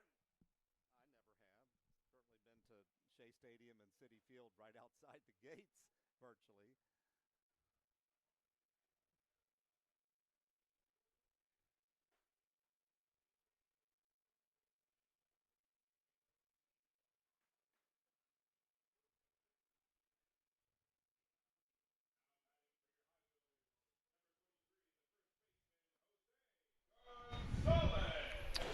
We go to the bottom of the 4th inning and a 9-1 Oakland advantage over the Yolo High Wheelers. This is Doug Greenwald. You're listening to the Yolo High Wheelers on YouTube Live and on Flow Sports. Jose Gonzalez leads it off against Zach St. Pierre. Gonzalez, Ledet, and Lomack. 4, 5, and 6. St. Pierre came on in the 3rd inning. Chandler David getting a couple of innings in today as a starter. The first pitch to Jose. Low ball 1-0. So Brendan Knoll, his final line today for Yolo, the High Wheeler starter, 3 innings, 5 hits, 9 runs, 7 earned, 7 walks, 2 strikeouts, and a home run.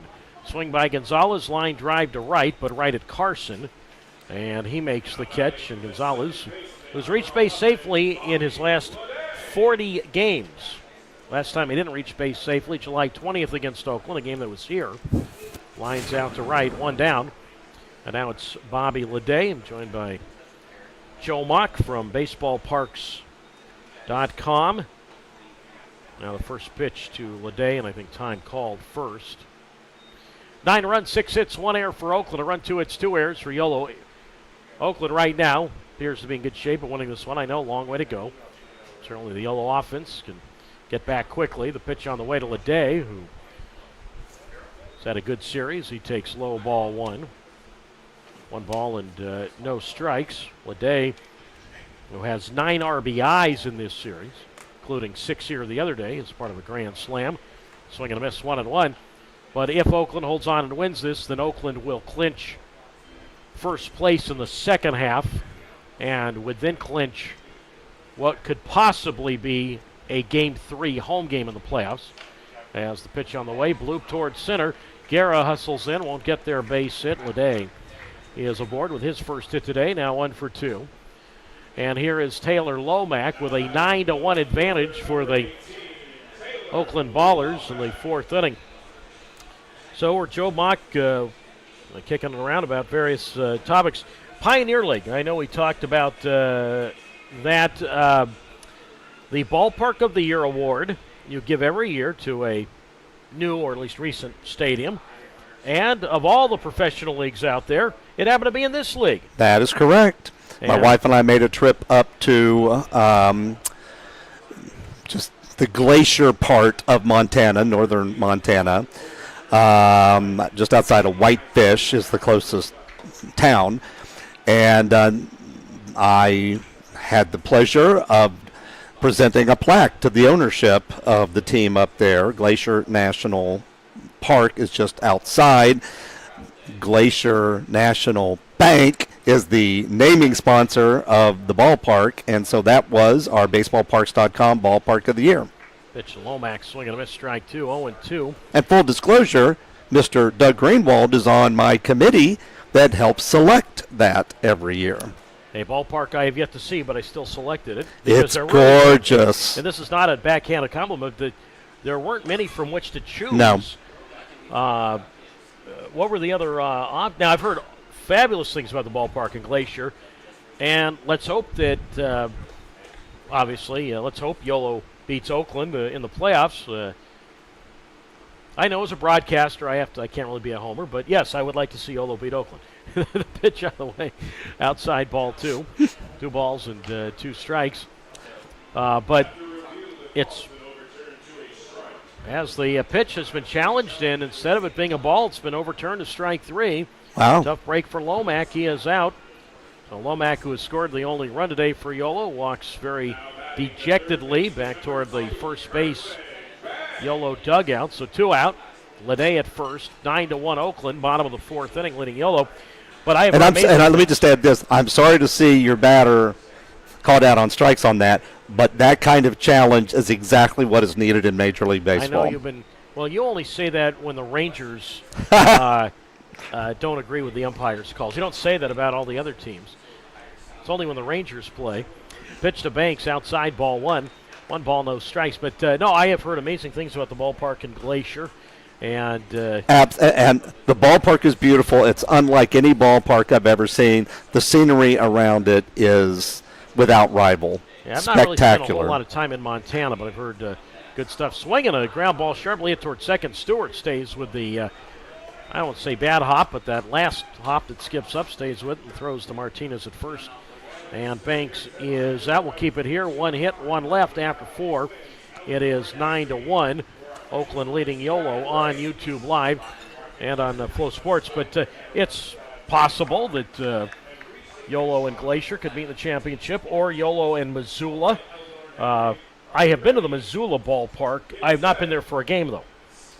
Beautiful scenery, beautiful surroundings. But the ballpark, the best one in the Pioneer League, in my opinion, is the one in Glacier, Kalispell, Whitefish, whatever you want to call that area. Just spectacular. All privately funded. The owners of the franchise bought the land, paid for all of the engineering, all of the construction, all of the ops for it. And when they did that, they came up with an absolute beauty. So, yeah, maybe next season or maybe even this year to end the playoffs, fans here should go see a game up there because it is spectacular. And I love that part of the country. I'm much more a mountains guy than a beach guy, probably because I grew up in West Virginia, which isn't exactly, on the Atlantic Ocean. So those country roads that took you home, is it funny how if we went on vacation to the beach, those country roads always did take us back home. But no, I've heard, as I said, phenomenal things about Glacier, the scenery, just the ballpark itself, and but yeah, who knows? Yolo and Glacier could meet in the championship. Again, the playoffs will start here next week, Tuesday, Game 1, September 10th. Go to highwheelers.com for ticket info. 3 o'clock will be the first pitch, 3 o'clock Pacific time, first pitch here, Oakland and Yolo on Tuesday, then no game Wednesday. Thursday, 6:35 p.m. in Oakland at Ramadi Park, and if there should be a decisive Game 3, that'll be on Friday the 13th, which right now, at the moment, looks like it'll be in Oakland if it gets that far. Again, Oakland win today, they will clinch the top seed and first place in the second half. Kyle Guerra leads it off for the first pitch from Ethan Bates. Tap foul up along first strike, 1-0-1. Missoula will play Glacier on the other side of the Pioneer League bracket. Not sure where that one is starting, but anyway, I won't be there for that one anyway. Not for those two matchups. But the fans who are there will love the scenery in both the ballparks. Yeah, well, as I said, I've been to Missoula, just not for a game, but yeah, that's one part of Montana where the Glacier team plays Kalispell, Whitefish area. I've not been to that part of the state. Guerra, 1 for 1, a walk, a single, RBI, couple of runs scored. Ethan Bates delivers, and Guerra, the former high wheeler, takes outside for a ball 1-2. It's Guerra, and then the top of the Oakland order for the left fielder Best, and then Stewart. 9-1-2 to face Bates, who wears his white pants up to his knees, showing the thick look to the navy blue socks. Again, the high wheelers and the throwback cream-colored outfits today. The 0-2 pitch outside for a ball. 1-2 the count to. I see tubas in the distance because of the college football game that's here on campus this evening. The band is heading toward the football stadium. The band is on its way. 2 balls, 2 strikes. Outfield around to the left and pitch. Guerra late swing and a miss. Pitch on the outer half of the plate, strike 3. And he is down on strikes for the first time today. 1 down. First strikeout for Bates. 9-1, Oakland leads Yolo. We are in the visitors' half of the 5th. And now for the 4th time this afternoon, Oakland will go to the top of its order for the left fielder and Tyler Best. In fact, UC Davis Night football is playing a school from your home state, Texas A&M Commerce. The Lions come roaring in. So now it's Best, who's 1 for 1, a couple of walks and a run scored, and the pitch from Bates is inside, ball 1. Too bad it's not big Texas A&M, because you could have Aggies versus Aggies then. That's right. I didn't think about that. And Texas A&M is a college near and dear to my heart because I put 3 young men through A&M. 1-0 pitch, and that's fly to right field. Glancy hustling to his left.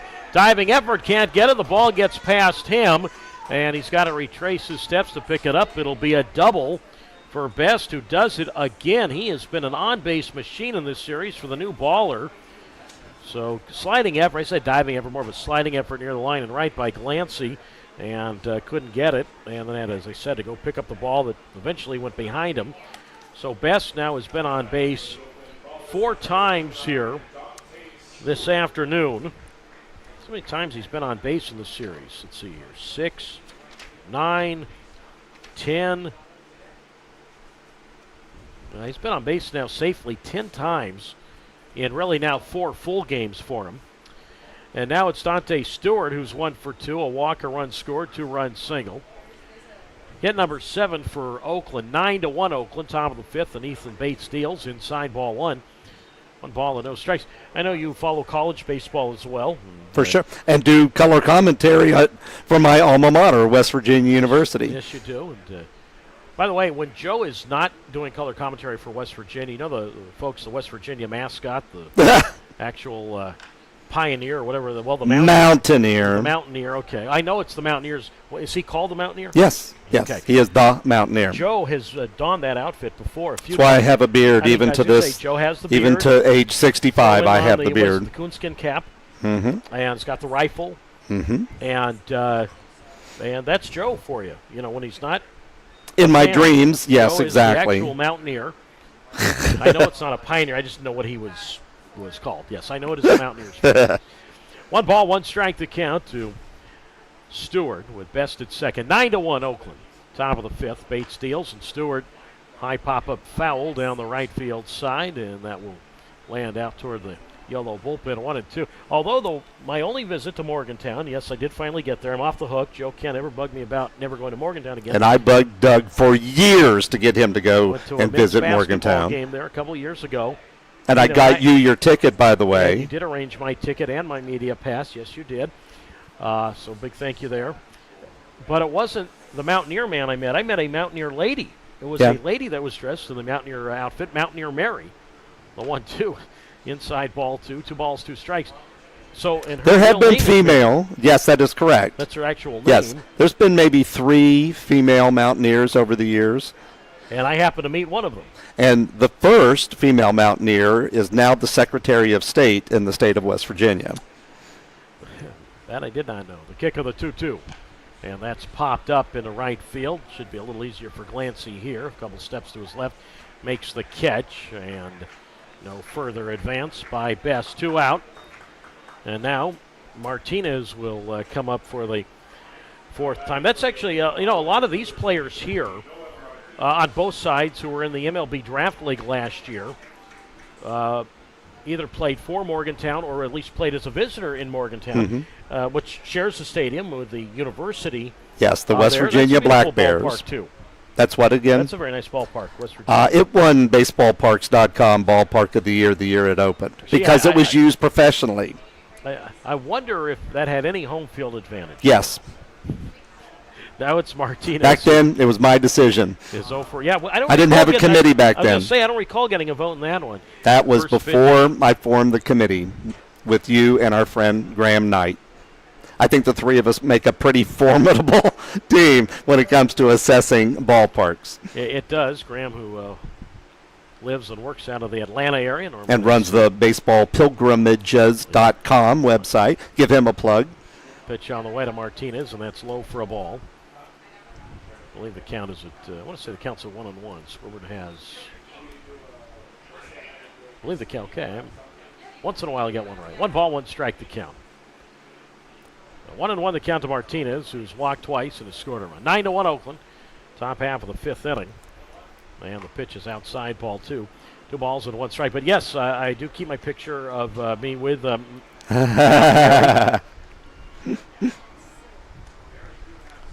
so, I mean, she even got the rifle out on me when I came to introduce myself. I didn't think that she needed to go to that extreme, so I was just coming by and asked her for a picture. She did not have to bring out the rifle, but that is part of the outfit.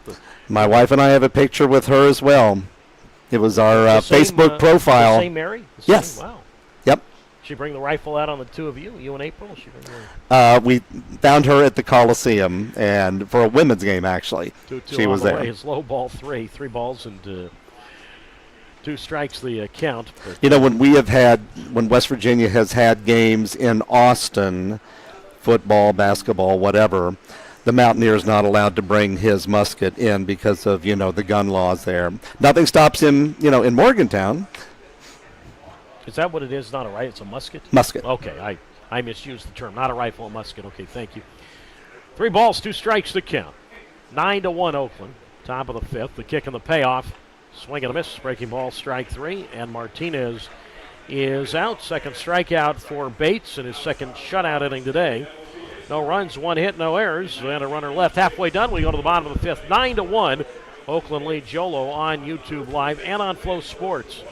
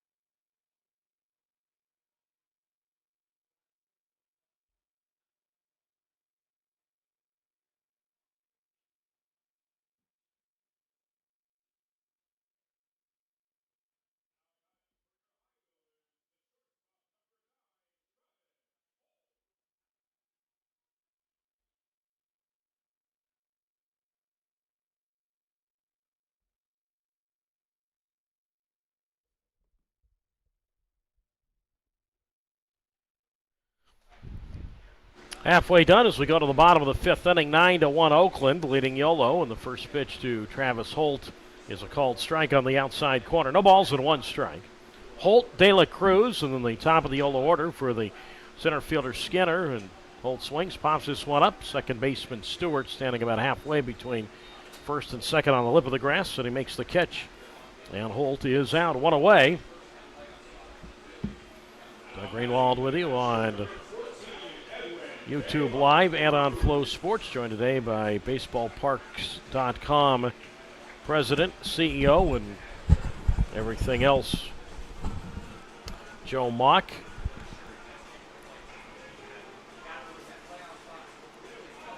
And now for the third time today, Yolo will go to the top of its order for the center fielder and Braylon Skinner. He has walked twice. And Zach St. Pierre's pitch. Actually, it's not Skinner yet. It's De La Cruz at the plate. I beg your pardon. De La Cruz is up. And he takes a strike on the outside corner. No balls and one strike. Joe, so you go from the old to the new, and I'll digress from baseball for a moment as De La Cruz goes around strike 1-1-1. You've had a chance to see the new LA Clipper Arena, the Intuit Dome in Inglewood, LA. Yep, because I'll have an article about it in the USA Today NBA Preview magazine that comes out next month. So what can you tell us about that facility? It cost a lot of money to build. No They will not divulge the amount. I asked the team CEO, I said, well, I want to see what $2 billion buys. And she said, I wish it would have only cost $2 billion. Well, what is it? They so spared far? no expense. It is spectacular. The kick of the 1-2, and that's slapped on the ground toward second. It's going to be the second baseman Stewart who throws the pitcher St. Pierre covering, and De La Cruz is out 4-1 on the play at first. The first baseman Martinez moved to his right, really took himself out of that play. So St. Pierre, the pitcher, had to hustle over to make the play there. 2 down. So the Clippers will play there. I know there's going to be a college basketball game there. I believe it's Gonzaga and I think UCLA in late December. Although I've already looked at my schedule, I do have a game elsewhere that day, so I can't get down there for that one. But I'm sure there'll be many other college games there. Top of the order for the third time for the center fielder and Braylon Skinner, who swings and chops this ball up the middle. Far to his right, the second baseman Stewart, and is thrown to first, not in time. And Braylon Skinner Good legs effort. that one out. It's an infield single. 9-1, Oakland leading Yolo, bottom of the fifth. I guess I should add, Doug, that in addition to all of the baseball park stuff I do, as you know, I cover sports facilities. I'm kind of the sports facilities beat writer for USA Today. So I'm going around when Chase Center in San Francisco was about to open. As you know, you tagged along on that tour with me. That article that I wrote was in that season's NBA preview that USA Today put out. So I do more than baseball when it comes to sports facilities. Now it's Glancy, and he takes inside ball 1. And the count's at a ball and no strikes. 9 runs, 7 hits, 1 error for Oakland, a run, 3 hits, 2 errors for Yolo. As my wife April has heard me say many times, I only have friends in 2 categories. Either they are baseball broadcasters or they're sports architects. I don't know anybody else because my whole world is revolves around sports facilities. Yeah, and I think it's safe to say the architect part, I'm not in that one. No. I enjoy touring and looking. Designing, I wouldn't know. 1 ball, no strikes, the count. Outfield medium depth straight away. St. Pierre delivers breaking ball, and that's up and away, ball 2. 2 balls and no strikes. Is the Intuit Dome, is that near SoFi Stadium? Yes. It is in the next parcel of land south from the major complex. You know, right on Prairie Avenue in Inglewood, you have the fabulous Forum, which still stands, all the stuff with the NFL and SoFi Stadium, and then in the next parcel down on Prairie Avenue is Intuit Dome. Amazing amount of sports facilities in a 1-mile stretch. Well, the count is at 3 balls and no strikes. Yeah, I've yet to see SoFi Stadium where the Rams and Chargers. I think it's the best sports facility ever built. 3-0, and that's very high, ball 4. So Skinner up to second, Glancy to first, and now Tanner Smith bats with Oakland leading Yolo 9-1 here in the bottom of the 5th inning. Have you seen a game at SoFi? No. They gave me a tour of it. That I helped arrange that tour, though, for you at SoFi. Well, I'd like to, go there. They could invite me to come to a game there. I'm usually doing other things, than baseball at that time of year. But Intuit Dome, I mean, Chase Center, San Francisco, fabulous. This maybe is even better than that. Pitch to Tanner Smith, ground ball up the middle, center field base hit. Billy Horton is going to wave Skinner to the plate, and he will be safe with a dive. Close play there. Throw from the center fielder Garrett to the catcher Lozano on one hop. And Skinner diving in safely, says home plate umpire and crew chief Bill Shortridge. Makes it 9-2 Oakland. Manager Aaron Miles out to discuss the call. Yeah, Lozano, the catcher, sort of looked at the umpire, not sort of, did look at the umpire and said, I had him. I tagged him before he got to the plate. But it'll be an RBI for Tanner Smith and a run for the High Wheelers, so 9-2 now. Oakland leads it. Tanner Smith, 52nd run batted in. Glancy up to second base. Smith now 1 for 3. And now Jose Gonzalez, who is 0 for 2, still looking to extend his on-base streak. At the moment, it's at 40 games. He's 0 for 2 today. And Zach St. Pierre from the belt delivers, and Gonzalez is swinging and a miss at a fastball, strike one. And the count is at no balls and 1 strike. So 9 runs, 7 hits, and an error for Oakland. 2-4-2 for Yolo. So Yolo should have 5 hits.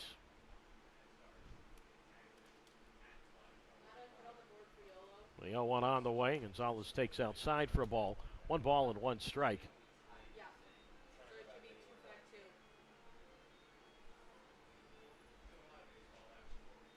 So 1 ball and 1 strike the count. With Bobby Leday on deck. Runners lead at first and second. St. Pierre delivers, and that's low and in ball 2. So 2-1. So I guess all the Clippers, that'll be their new home building, and then there'll be 1 college basketball game there. I'm sure the NCAA basketball tournament will eventually. I think so. I asked the CEO that question, and she did not really address it.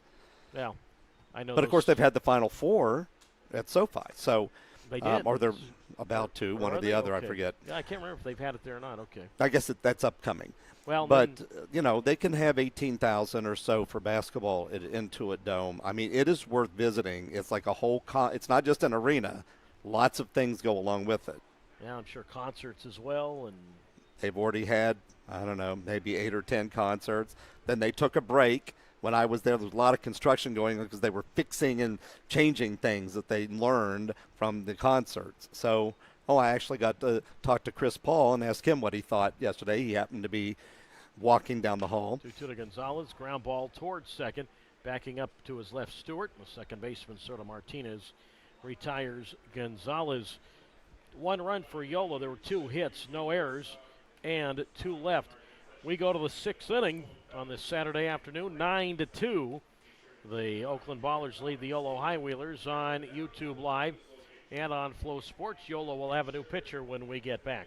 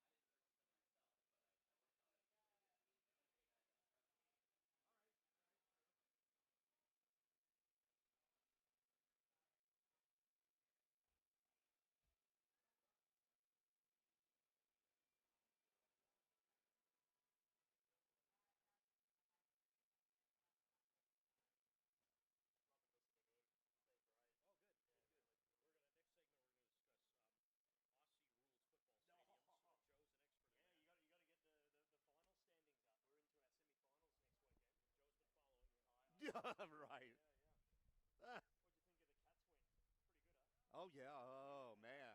As I mean, you know. Boy, Smith did a great job hitting that guy on the first. Yeah, yeah, absolutely collected it. On we go to the sixth inning this afternoon. 9 runs, 7 hits, and an error for the visiting Oakland Ballers. 2 runs, 5 hits, 2 errors for the hometown Yolo High Whalers. Reed Garland is the new Yolo pitcher. Swing ground ball shortstop by Brett Barrera. And Holt up with it. He'll throw to Gonzalez at first.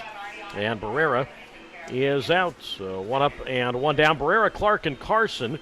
4, 5, and 6. 9, 7, and 1 for Oakland. 2, 5, and 2 for Yolo. Ethan Bates for Yolo today. 2 shutout innings, 2 hits, no walks, 2 strikeouts. Now it's Clark, the grand slam on the first. He's 1 for 3. And he takes low inside ball 1. 1-0. You know, think about it, the grand slam by Clark. That is almost as quick a grand slam you can have in a game. 5 batters in. I mean, he's only 1 batter off from having what would be the quickest grand slam to open a game. Now Clark, who had Oakland's 7th grand slam this year, but yeah, not often you see a grand slam just 5 batters in because it's usually near impossible to have that happen. I mean, the quickest you can have it would be 4 batters in. For all you math majors out there, the 2-0 pitch, and that's a strike on the outside corner, 2-1, which I was not. That's why I'm doing this. 2 balls and a strike to Clark, who's 1 for 3.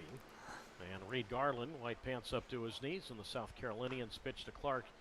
Hit foul. Joe, since we are here in the greater Sacramento area, I have to ask you, have you been to the Hornets' Nest, where Sac State plays basketball? I have not. And you know, gymnastics, volleyball, you know. I've seen the outside of it. Have you been outside the Hornets' Nest? But, Joe, you have not lived until you have seen the Hornets' Nest. I'll add that to my list. 2-2 pitch. Tap to third base. Banks on the lip of the grass. Up with the baseball in his throw. Pulled Gonzalez off the bag, but not until after Gonzalez stayed on the base. Looked like his right foot was still able to make contact with the bag. The throw was toward the foul side of first, but still goes as a 5-3. 2 out. But speaking of that, Doug, that reminds me of an article that I want to mention to you that I wrote last December. It was going to be my 100th article that USA Today had published in some publication of theirs. So since it wasn't the middle of baseball season or the beginning of football season or anything, my editor and I came up with an idea. And this Carson takes outside 1-0 from Garland. 9-2, Oakland leading Yolo, top of the 6th. Go ahead. That article was what I think, my own personal opinion, about the best sports facility is in each professional sport. And so I gave a rationale about it. It appeared in USA Today Sports Weekly last December. I got their permission, and I reprinted it on baseballparks.com. And so folks can read it there. The curve strike 2, 1-2. And I know that you say the best independent league stadium, MLB Partner League Stadium, is Glacier in your evaluation. And I think the best overall park in the minors is in Las Vegas. And I'm a little surprised that that's not where the A's picked to play for 3 years, as their new stadium is being designed and built. 1-2 on the way, low ball, 2 balls and 2 strikes. A little surprised at that as well, but if players are already complaining about the heat in Sacramento, the heat in Vegas, I think, is even greater than that. Okay, yes, but when the AAA team played at Cashman Field in Las Vegas, it was brutal in the summer. But where the new ballpark is, Las Vegas strike ballpark, three called outside we'll come back to that. And yeah, we'll keep going. I'll just we'll stay so here. So where it's located is in Summerlin, and on average, it's about 8 degrees cooler in Summerlin because the elevation is higher. So I'm not buying that about the heat. Well, it's still hot. But, it's hot. Yeah. Okay. Well, but no, I'm not. But no, I did think that it was possible that the major league team would go to Vegas for a few years to play at the, what is it, $150 million stadium there? It's another one of those that was built completely with private funds So we do not know. But yes, it was probably in the 130 to 150 million dollar range. But definitely a beautiful picture, beautiful stadium, I should say, in Las Vegas. I've only saw a couple of series there. Once, of course, Fresno. Well, I saw it the first year, 2020. Of course, we didn't have an affiliated minor league season, and then Fresno went on to the low A level. So, anyway, but so spring training facility, tough to top, Salt River Field. I know you've been there. That's been my favorite since it opened. I don't know how you top that. It's just fabulous. What I'd have to think now. I know that Maryvale, the Brewers. This sort of feels like a spring training, like day to day. Very comfortable weather here. Now that the Brewers redid Maryvale, I don't see any spring training. I mean, there's any new spring training? No. I mean, no, there's not now. even rumors going on right now. I mean, everything is new or remodeled. I know that the Rays are back in. I know the hurricane, one of the hurricanes or storms knocked out Port Charlotte for a year, but I guess that's been. Are the Rays back in Port Charlotte? Oh yeah, that one complete spring training they missed after the hurricane basically wiped out that complex. They spent the next spring training at Disney, where the Braves had been before they moved out to move down to Northport to their new ballpark that was designed by a friend of yours and mine, Jonathan Cole. Like I say, all my friends are either broadcasters or sports architects. Well, and they merged one night when I got to meet Jonathan Cole and interviewed him. That's right. That is correct. Carson Lambert is the new pitcher. Second appearance of this series for Lambert. He's the new pitcher for Oakland. It is 9-2 Oakland as we start the bottom of the sixth. And Bobby Leday leads it off in the first pitch inside, ball one. 1 ball and no strikes for Lambert. 2 wins, 4 losses, 6.90 ERA. 24th appearance, 15th out of the bullpen is Leday swinging a foul to the screen, 1-1. Zach St. Pierre today, 3 innings for Oakland, allowed 3 hits, 1 run earned, 2 walks, and 2 strikeouts. As the 1-1 pitch, and that hit him. That hit Leday in the left arm, so he will reach first base for the second time this afternoon. So Lambert, who played his college ball at USC, a guy we have seen as a starter and a reliever this year, will now face Taylor Lomack, who bats. Lambert, 6'4", 200 pounds, and this past Monday celebrated his 25th birthday. Now Lomack, 1 for 2. Single and a run scored, and he takes inside, ball 1. 1-0, but Salt River, no doubt, beautiful. The Diamondbacks and Rockies share that up in North Scottsdale. I like when I walk into that ballpark. That's you beautiful. pass over a little creek. Yes. A little waterway. There's very much a Native American touch it's on to all of that. Yes. Tribal land, isn't it? Yes. In fact, the tribe paid for the construction of the complex. It was a smart move because it brings people to where they have a big casino hotel right across the highway. 1-1 on the way, and that's fisted toward right field. Base hit. Leday touches second. He is on his way to third, and it's first and third with nobody out as the right fielder Carson gets the ball in toward second. In fact, that was, I say fisted, jam shot, flare, whatever you want to call it. That ball hit the back of the dirt back of the dirt of the infield before it carried him to right field. Lomack now a couple of hits today. He's 2 for 3. Hit number 6 for Yolo. The lead is 9-2 in favor of the Oakland Ballers. We've led from the start, and now Kirkland Banks comes up. He is 1 for 2 with a single. No, I always love broadcasting games from there. You can beautiful view of the mountains out toward North Scottsdale. There goes Lomack. Pitch taken inside. No throw to second. Huge and Lomack jump. Has himself a stolen base. Meanwhile, the count is a 1 ball and no strikes. So there's Lomack showing that speed. 41 steals last year with Billings. 30 this year with Billings. I believe that's his first as a high wheeler. I'll have to check on that in a moment. Now the 1-0 pitch to Banks. And that's a strike on the inside corner. You know, Doug, speaking of Salt River, 1-1. I usually have 1 or 2 articles every year in the USA Today spring training preview. Well, as you just mentioned, there haven't been any new ones or major changes. So I've already written about Salt River Field several times. So I said to my editor, how about if I do an article that is just about the Indian tribe involvement in it? Because I think it's a great story. 1-1 pitch, and that's taken for a strike on the outside corner. And folks 1-2. can find that on my baseballparks.com website, too. My good stuff I always put, on baseballparks.com, as well as it appearing in print somewhere for USA Today. They're nice and let me do that. 1-2 the count to Kirkland Banks. As Lambert set first base side of the rubber, and Banks swings and chops this one towards short. Charged and gloved by Burkell. He'll throw on the run to Martinez at first.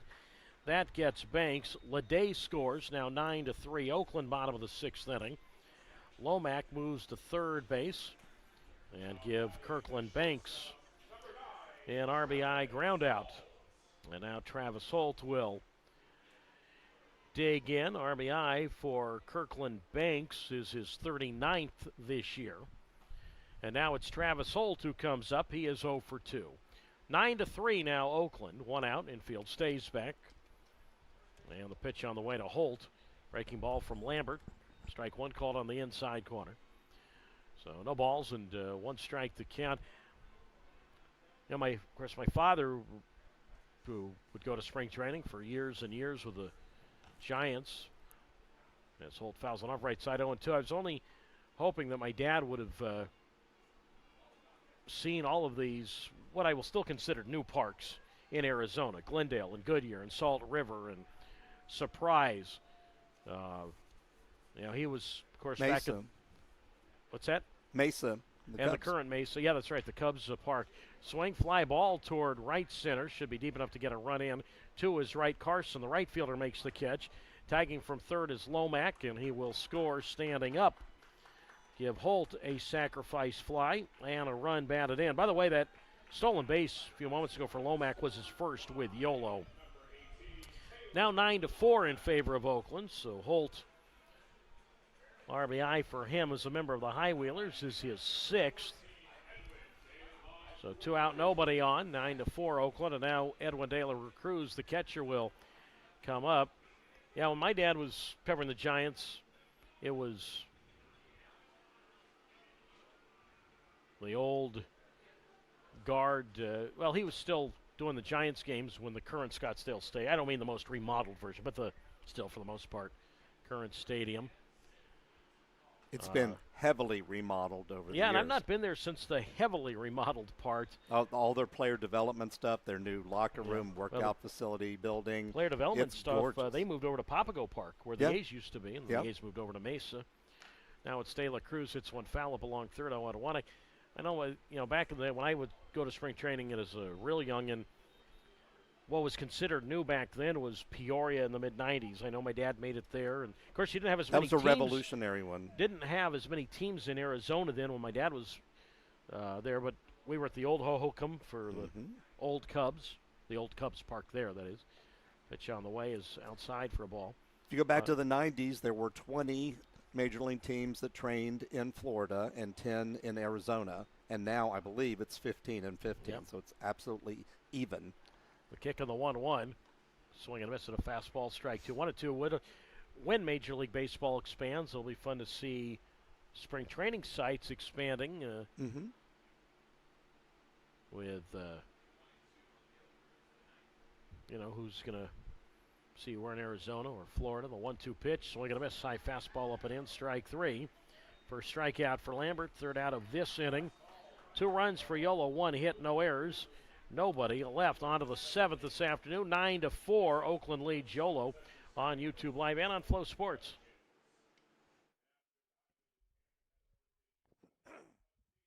What time is the football game? Oh, okay. Modesto. Yes. I promised I would go there, and I know.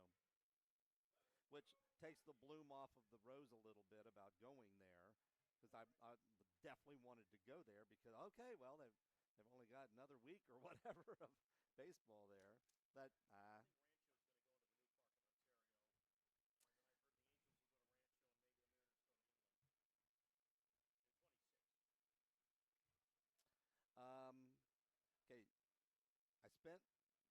much of yesterday with a guy that does sports architecture consulting. And he told me that the city of Ontario went to the owner-operators, which is Brett, of Rancho, and signed an agreement with them to provide a team in Ontario in the Cal League for 2026. It could be the Rancho Cucamonga Quakes, or it can be Visalia, Modesto, whatever.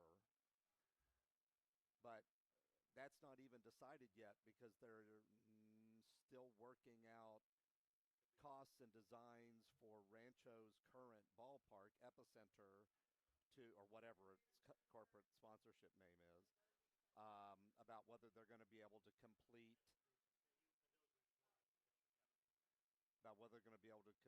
the new stuff for the new standards or not. And I think we are really going to see the Cal League in Ontario in 2026.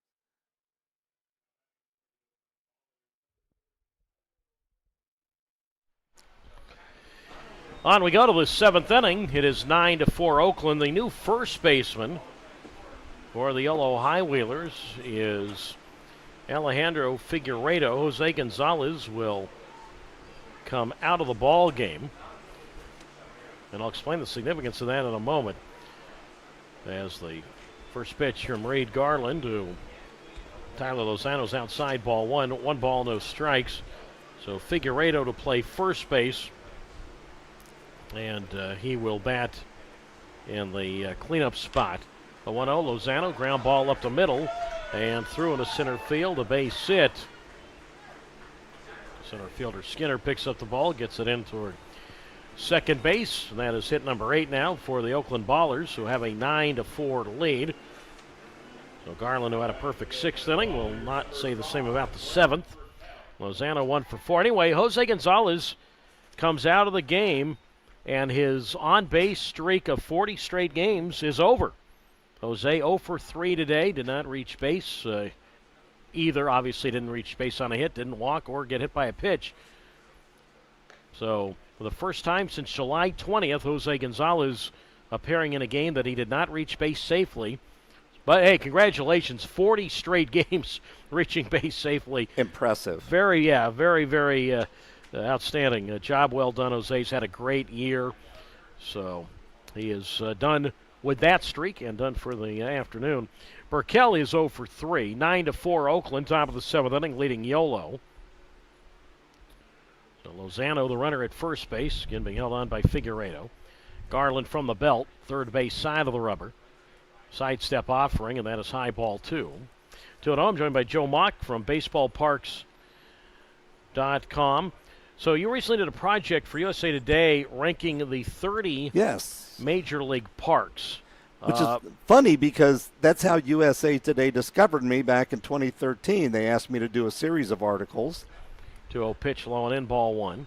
One a week for 30 weeks, ranking the 30 major league parks. Sorry to interrupt. Top to bottom. Current 30 major league parks. But I'm saying that's how I got started with USA Today, is that they asked me to do that, and then they came full circle, and during spring training, they asked me to come up with several new projects for them involving ranking of 3-0 count. Count was at 3-0. That pitch low and in, ball 4. The ball goes to the backstop, and it's ball 4 anyway, so it's just a walk. But the catcher, De La Cruz, did have to go pick up the baseball near the screen. So Lozano goes to second on the walk. Burkell on for the first time this afternoon. So now all 9 players in the Oakland order have reached base safely now that Burkell is on. So Lozano's at second, Burkell is at first. 9-4.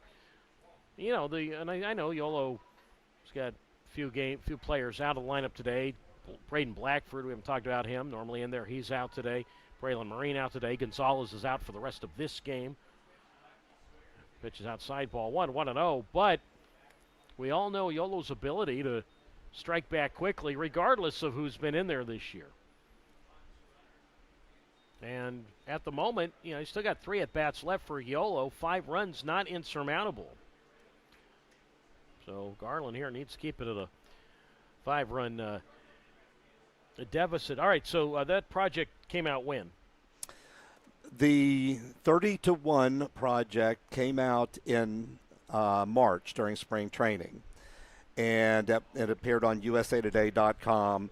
What they did was I and the 7 baseball writers and editors for USA Today each ranked the 30 ballparks, and they did a statistical analysis like MVP voting or college rankings and that kind of thing.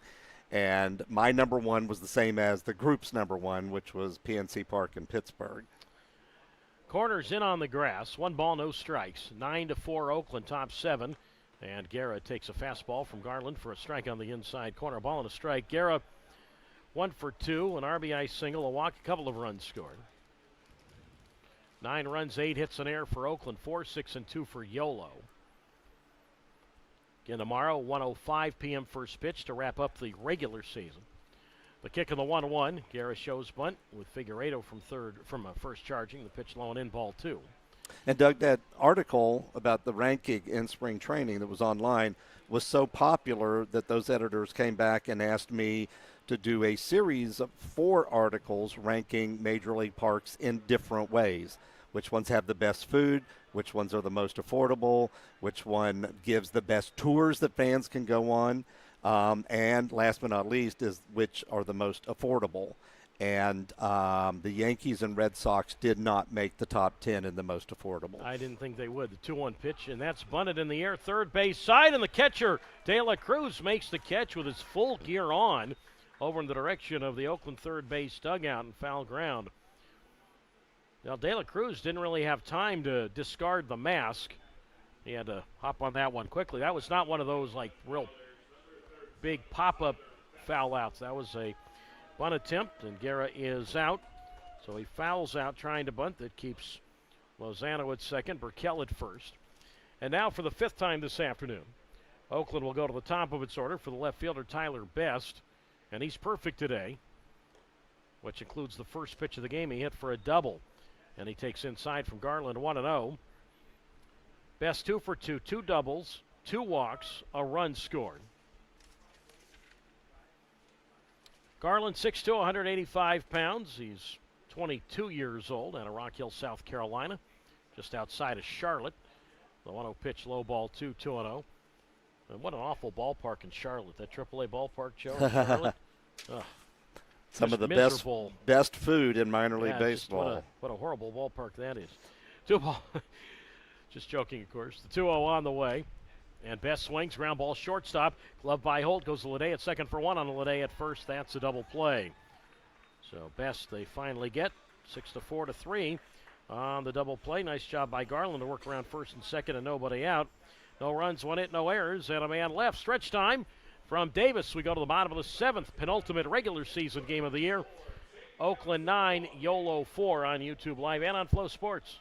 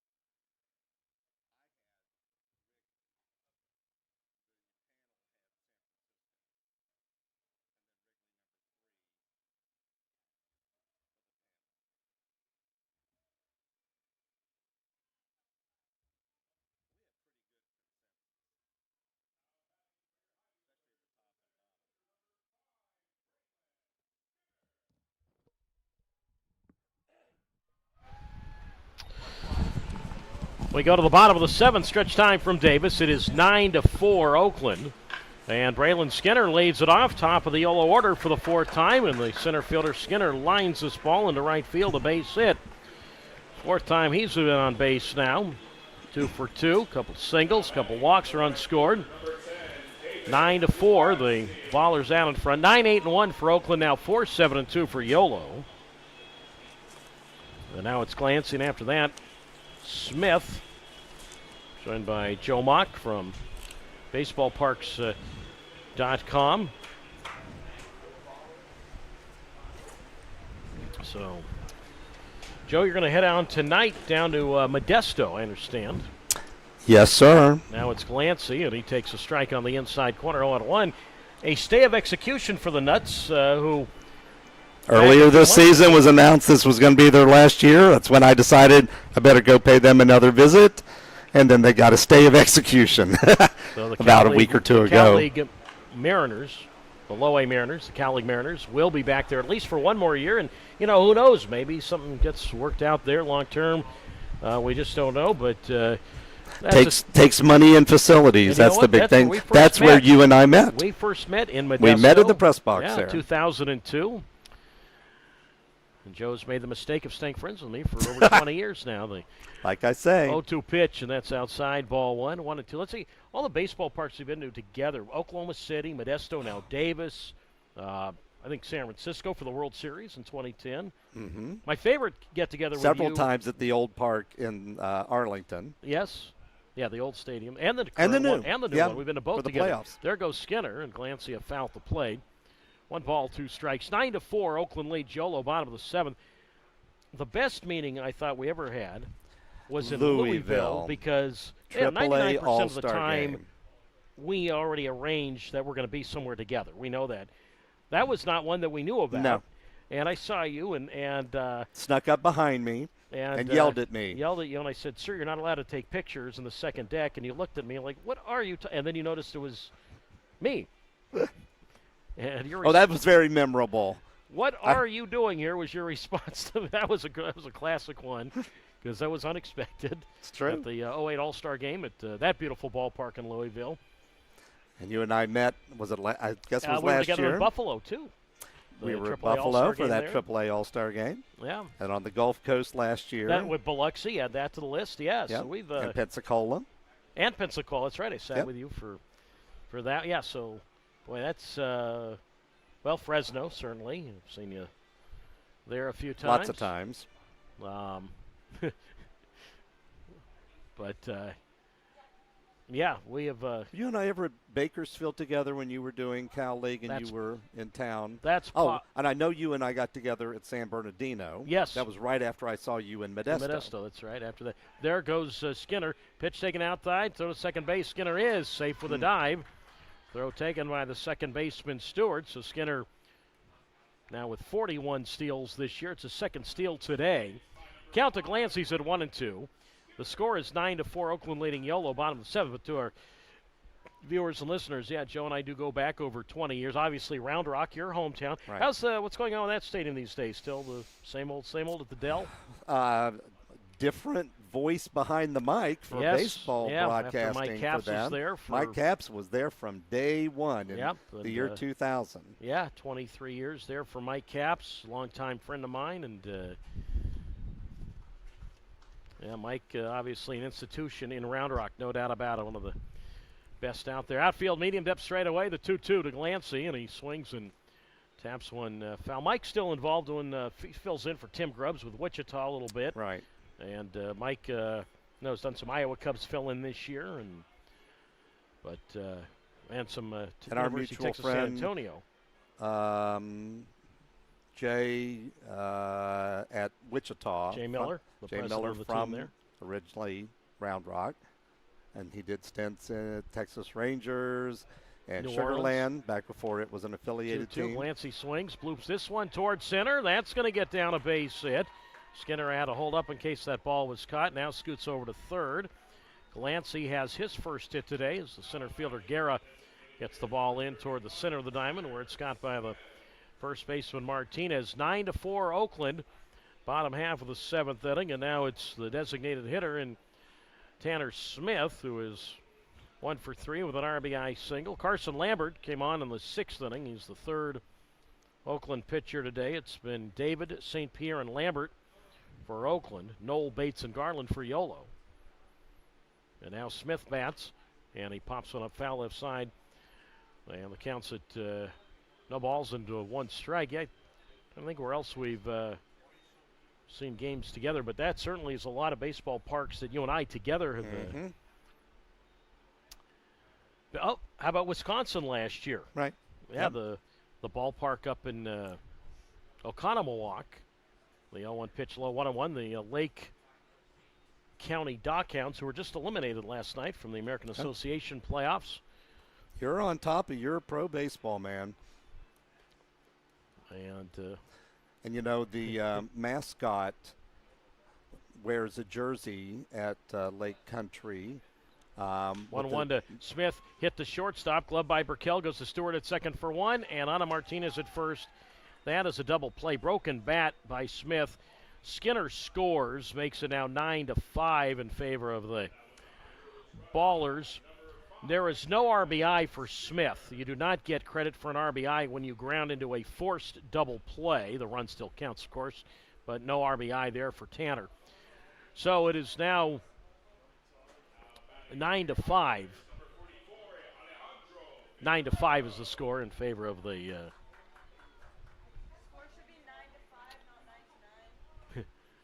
Although I like what the operator did, the scoreboard operator did make it 9-9. I do appreciate that. Thank you, scoreboard operator. I like that. It's a way for the Highlanders to get back in it quickly. Wishful thinking. Score is 9-5, though. 9-5 in favor of Oakland.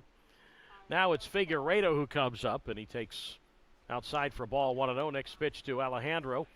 Popped up, shallow right. Out goes the second baseman Stewart. And Dante Stewart makes the catch. A run for Yolo, 2 hits, no errors, and nobody left. We go to the 8th, 9-5. Oakland leading Yolo on YouTube Live and Flow Sports. Joe, want to thank you. Let's get down Thank to the you. Further down back to Always the, a pleasure seeing you. Stanislaus County to go see the Modesto Nuts. Thank you, Joe. And let me just say that the listeners here for this team really have a treat in having you do the play-by-play for them. You are very gifted in that. Well, Joe, I will send the check in the mail. Thank you very much for that, and always great to see you, my friend. Back with more in a moment. 9-5 Oakland after 7.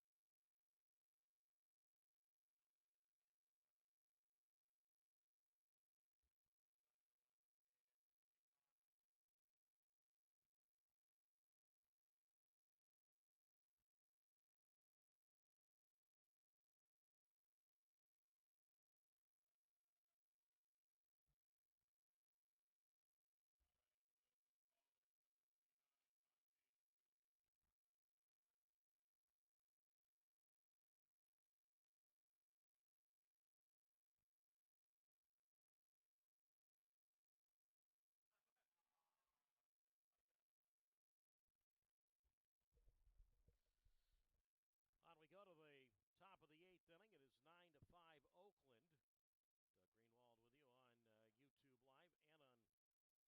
The next pitch grounded to second base. Leday up with the baseball, a step to his left, and he will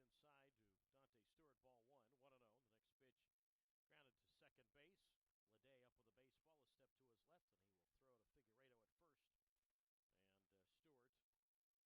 And Stewart is out. 1-2.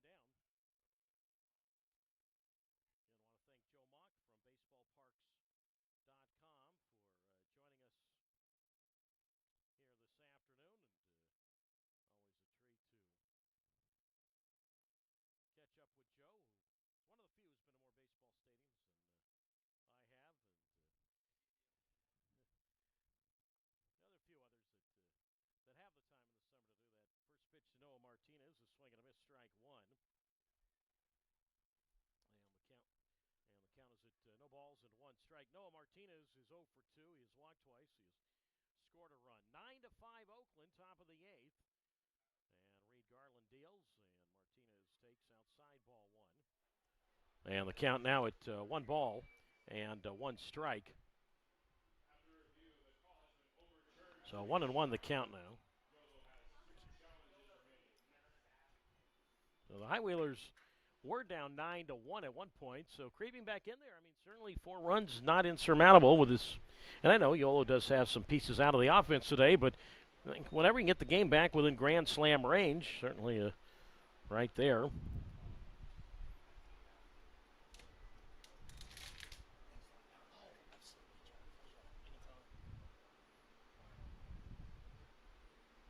That's the pitch here, and that's low and in for a ball, so no ball. It's been a confirmed strike, so Yolo wins the challenge there, and Martinez is out. And that is the second strikeout for Reed Garland. So 2 down now, and they. Oh. 2 down now, and the top of the eighth inning. Now Barrera, he is 0 for 3. Nice, and Garland's pitch, and that is outside for a ball. And the count is at 1 ball and no strikes. So 9 runs, 8 hits, and an error for Oakland. 5-8-2 for Yolo. Garland delivers, and that's taken low for a ball. So the count is at 1 ball and 1 strike. So they said the High Wheelers back in there now. As I say, back in it. Certainly, as I said, within 4 runs. So 2 balls and no strikes. And Garland, third base side of the rubber, kicks and deals. And a breaking ball drops it nicely for a strike on the inside corner. So the count moves now to 2 balls and 1 strike. And on a gorgeous afternoon for baseball here in Davis. Busy day here on the Davis campus. The 2-1 low and in, 3-1. Football tonight at 7 o'clock. UC Davis, Texas A&M Commerce. So 3 balls and 1 strike. Garland, white pants up to his knees. Ready to go. Kicks and the pitch, and Barrera takes. And that strike 2 call on the outside corner. And the count moves now to 3-2. Garland worked here on Wednesday. Worked 2 innings, allowed 4 walks, 2 runs both earned, and hit a batter. Guy who joined the High Wheelers back on July 19th, coming over in a trade from Boise. 3 ball, 2 strike pitch. And Barrera fouls into the backstop. And the count remains at 3 balls and 2 strikes.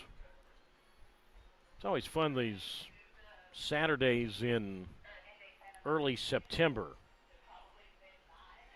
You got a lot going on. Of course, baseball still a full month to go, at least at the major league level. College football, NFL heating up the 3-2, and that's low, and that is ball 4. So Barrera walks for the second time today. Second walk issued by Garland. 2 out, 1 on now.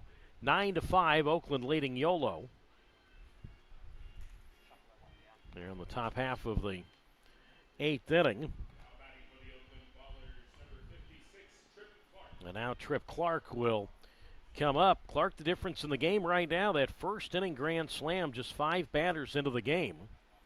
9 runs, 8 hits, and an error for the Ballers. 5-8-2 for the High Wheelers as Garland delivers, and Clark swinging and a miss at a high fastball, strike 1. No balls and 1 strike. Again, if Oakland wins today, then they will finish first in the second half. They'll go 2 games up with 1 to go. 0-1. And Clark swings and pops one up foul right side, strike 2. No balls and 2 strikes. Again, game 1 of the Pioneer League playoffs. That will be here on Tuesday afternoon. 3 o'clock first pitch. 3 o'clock start on Tuesday afternoon. 0-2 to Clark. Strike 3 called inside corner. And he is out. Third strikeout for Garland. No runs, no hits, no errors, and a man left. On to the bottom of the 8th. 9-5 is the score, with the Oakland Ballers leading on YouTube Live and on Flow Sports.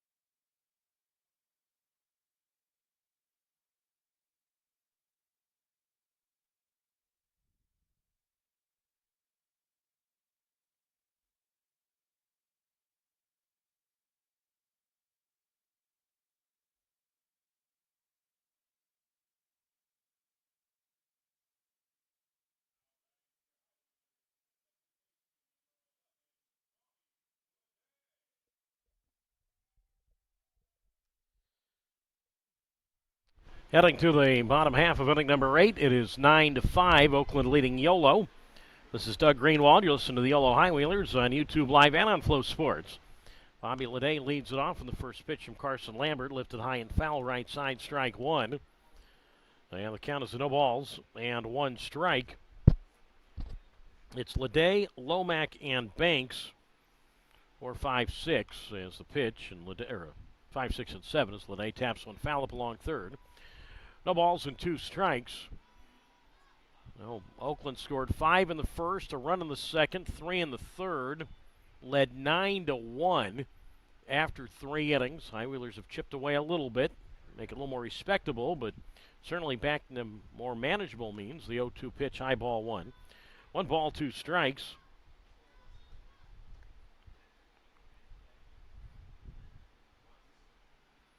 One ball, 2 strikes. Outfield not terribly deep. And the pitch, Leday, a chopper near the bag at third. That's a foul ball. And the count remains at 1 ball and 2 strikes to Bobby Leday, and 9 RBIs in this series. So 1 for 2, as I said, this afternoon. So again, Tuesday, Game 1 of the Pioneer League playoffs is here at Dobbins Stadium. Catch the action on Flow Sports and on YouTube Live. 3 o'clock Pacific time will be the first pitch. Reason the game is going to be at 3 o'clock, and I explained this earlier, but a couple of reasons. One, as we get further into September, it gets a little darker earlier now.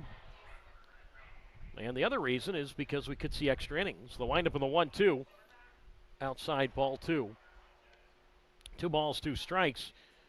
In Pioneer League playoff games, they do not go to the knockout round, not in playoff games. So if it's 9 after 9 innings, we go to the old school, not only extra innings, but no ghost runner, no courtesy runner at second. They don't start any of those innings at second base. It's just flat out old style.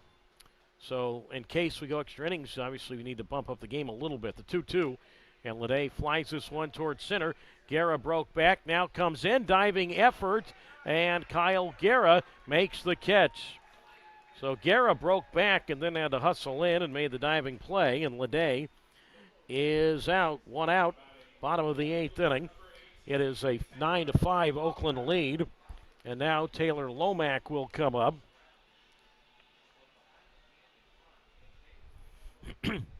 Lomack 2 for 3 today in his first start as a high wheeler. Couple singles, couple of runs scored. And the pitch on the way, and that's a strike on the outside corner, 0-1.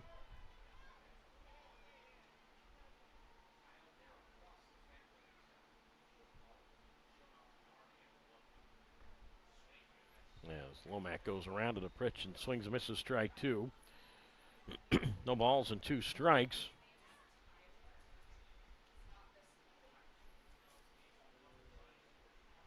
So into the count to Lomack, and we talked a lot about him, but again, last 2 years at Billings, has some experience in the Padres system.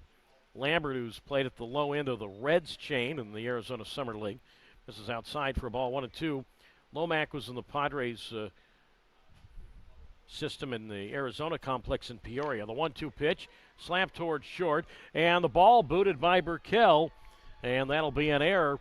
Burkell looked like he had a good beat on the ball and just had the ball go off his glove, so that will be an error on Burkell, E6. And that is the second error now for Oakland. And now Kirkland Banks comes up. Each team with 2 errors. It is 9-5 in favor of the Ballers here in the bottom of the 8th inning.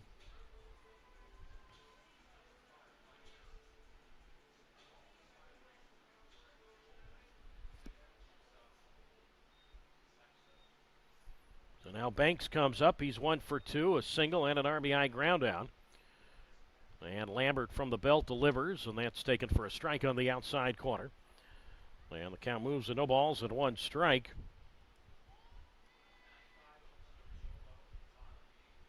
So Lomack stole his first base as a high wheeler back in the 6th inning. And the pitch, and that's popped up foul by Banks, strike 2. No balls and 2 strikes. Banks told me he was going to go over to the football game tonight. Banks, normally this time of year, had been busy at Lamar University, starting his football season as a wide receiver and as a kickoff/punt returner for the Cardinals. I was looking at the school that's playing Davis tonight, Texas A&M Commerce, just its 3rd year of Division I. School that's located northeast of Dallas, about a little over an hour along I-30 north of Dallas, northeast, as I said. 0-2 the count. Turn throw to first. Martinez there to take it. And Lomack back safely with a dime. And Banks played against Texas A&M Commerce in the Southland Conference, schools that are located in Louisiana and in Texas. 0-2. And the pitch, and Banks grounds 1 foul up along third. No balls, 2 strikes.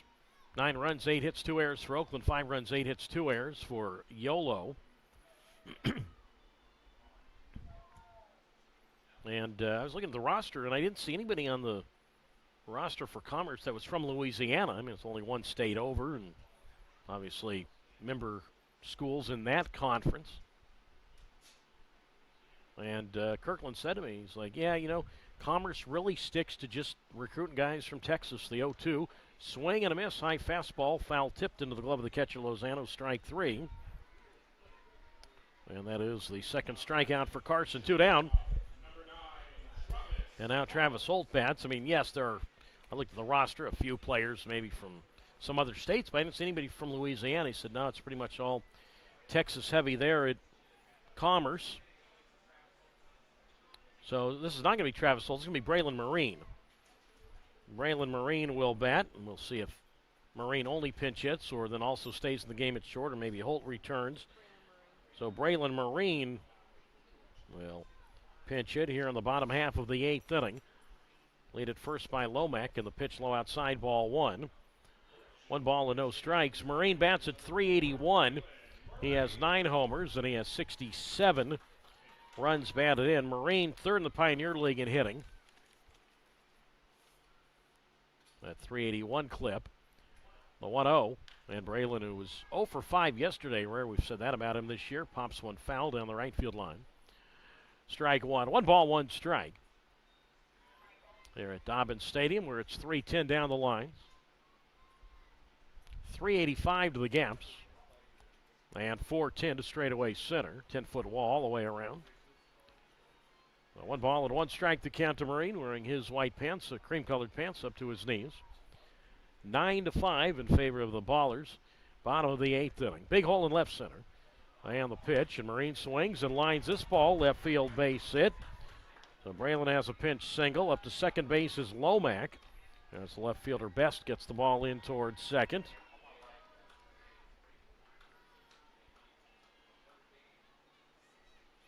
And now David Glancy will come to the plate.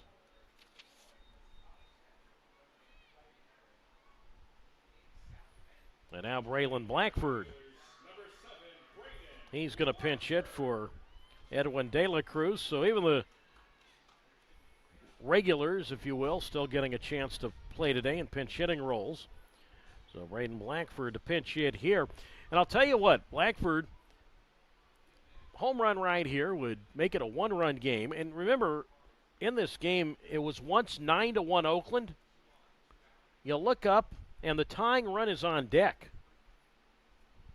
That's if Braylon Skinner in the top of the order gets the bat in this inning. So Blackford digs in, and Carson Lambert delivers, and Blackford swings, and he flies this one toward left center field, but playable for Best, and the left fielder will be there moving to his left to make the catch. So a threat in the 8th, but that's it. No runs, 1 hit, 1 error, and 2 left. By the way, Blackford coming in at .329 with 13 homers and 65 runs batted in, but to no avail there. So no runs, 1 hit, 1 error, 2 left. On to the 9th inning. It is 9-5. The Oakland Ballers leading the Yolo High Wheelers on YouTube Live and on Flow Sports.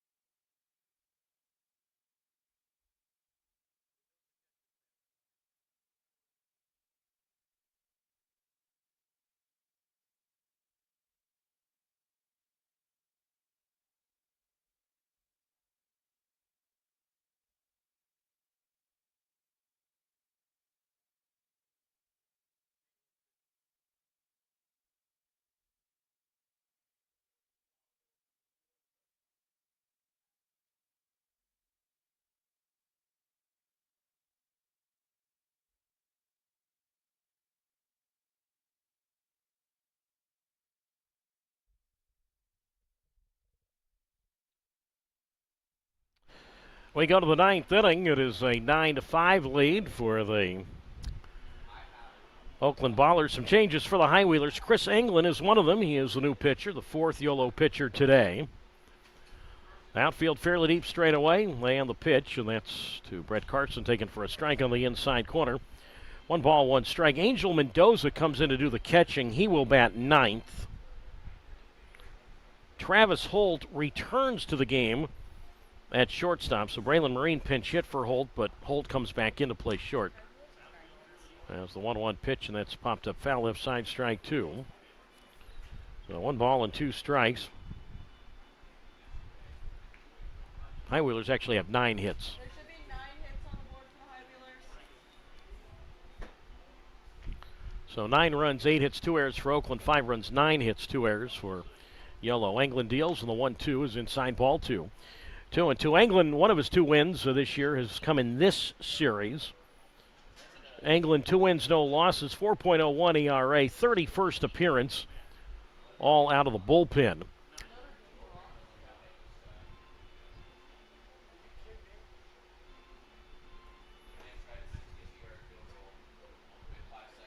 So 9-5 in favor of Oakland. Top half of the 9th inning.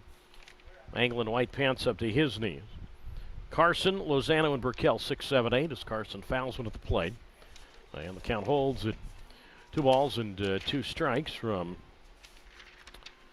Chris England, who's 5'11", 175 pounds. And tomorrow, England will be celebrating his 23rd birthday.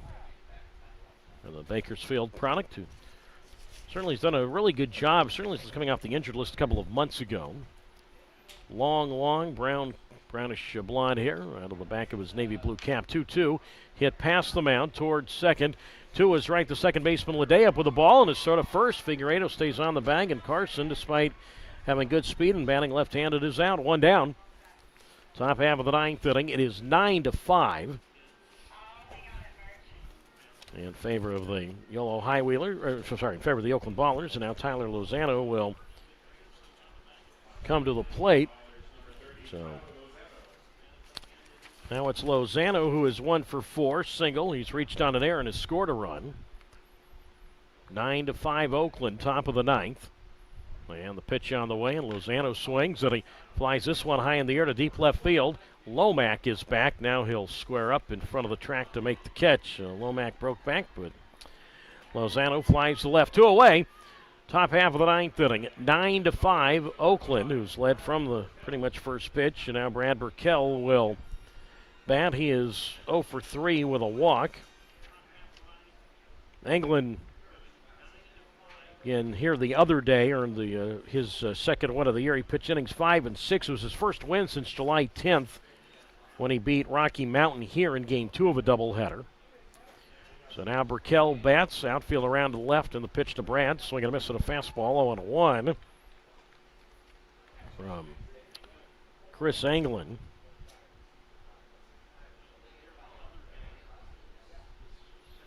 Oh, 1 pitch on the way, and that's inside for a ball. So 1 ball and 1 strike.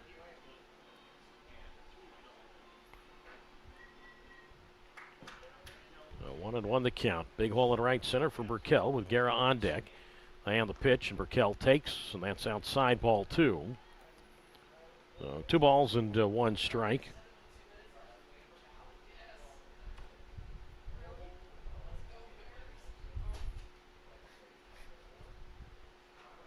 So 2-1 the count.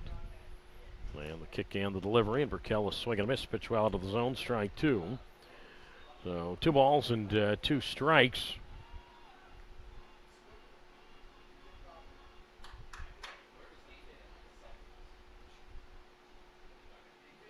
So 2 balls and 2 strikes the count. And the pitch, and that's in the dirt, ball 3. And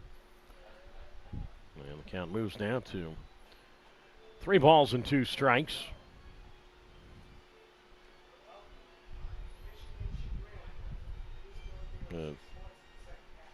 Kyle Guerra wetting on deck. So third baseman and Banks even with a bang, but not far from the line. The 3-2, and Burkell swings, and he pops this one up foul over toward the Oakland third base dugout. Mendoza, the catcher, would have a look, but runs out of room.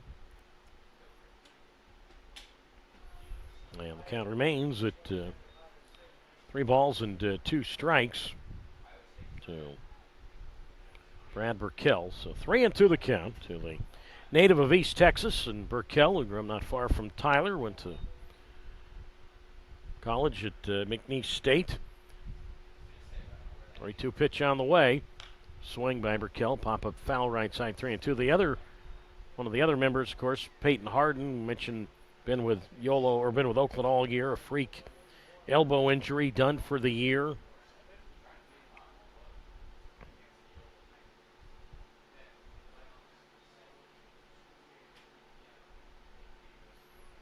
And then Josh Leslie, not in the lineup today for the Ballers. The 3-2 to Burkell, and that's up and away, ball 4, so he walks for the second time.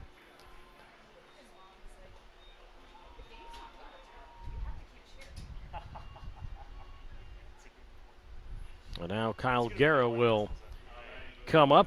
He is 1 for 3, a walk, an RBI single, and a couple of runs scored. So Burkell at first base, and who would have thought that, who knows, I think that maybe we'll see him take off here. I think Oakland wouldn't mind another run despite being up by 4 runs. But remember, at one time it was 9-1 Oakland. Burkell 13 steals this year. He's been caught twice. Now the pitch on the way is all the way to the backstop. Pitch up and in. Catcher Mendoza has to track that ball down. Count to Guerra's at 1-0. The wild pitch will move Burkell up to second base.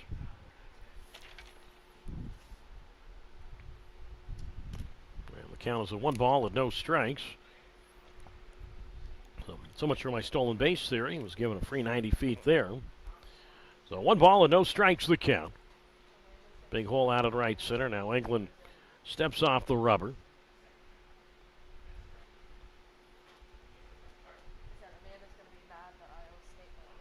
Now third baseman Banks, he said even with a bag. And the 1-0 pitch. And that's down the middle for a strike. And the count is now at 1 ball and 1 strike.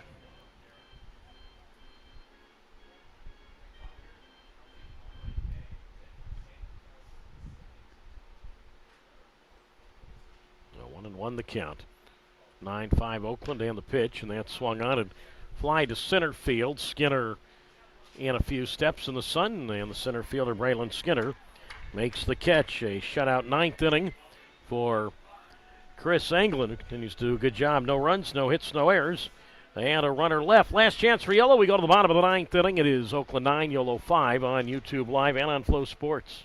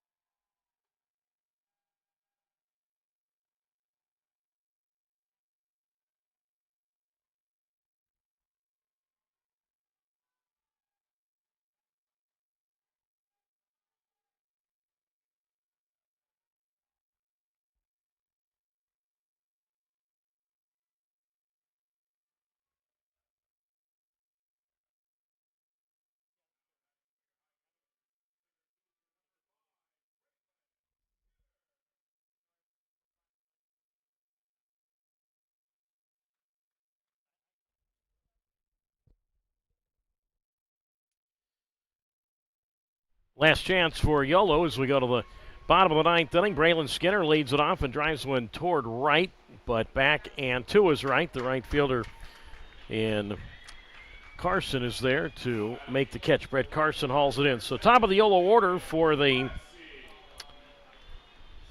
5th time now, and Braylon Skinner has retired for the first time this afternoon. He is now 2 for 3. He had walked twice, singled twice, scored twice, stole 2 bases. 1 down, so it's Skinner, Glancy, and Smith to face Carson Lambert, who is in line for a save situation. Remember, the starting pitcher in Chandler David only went 2 innings, so he's not eligible to get the win. Now, pitch on the way to Glancy's a strike on the inside corner on 1, and then St. Pierre came in. Zach St. Pierre went the next 3 innings, so he would be in line for the win, and then Lambert would get a save, the 0-1. Foul to the screen, 0-2.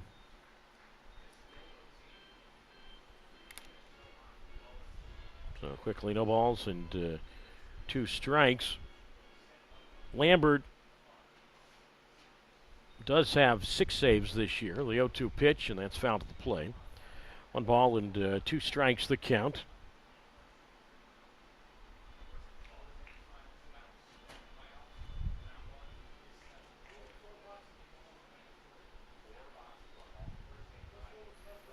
Two pitch, and Glancy swings and flies this one towards center. Guerra back a few steps, and Kyle Guerra makes the catch. So 2 out.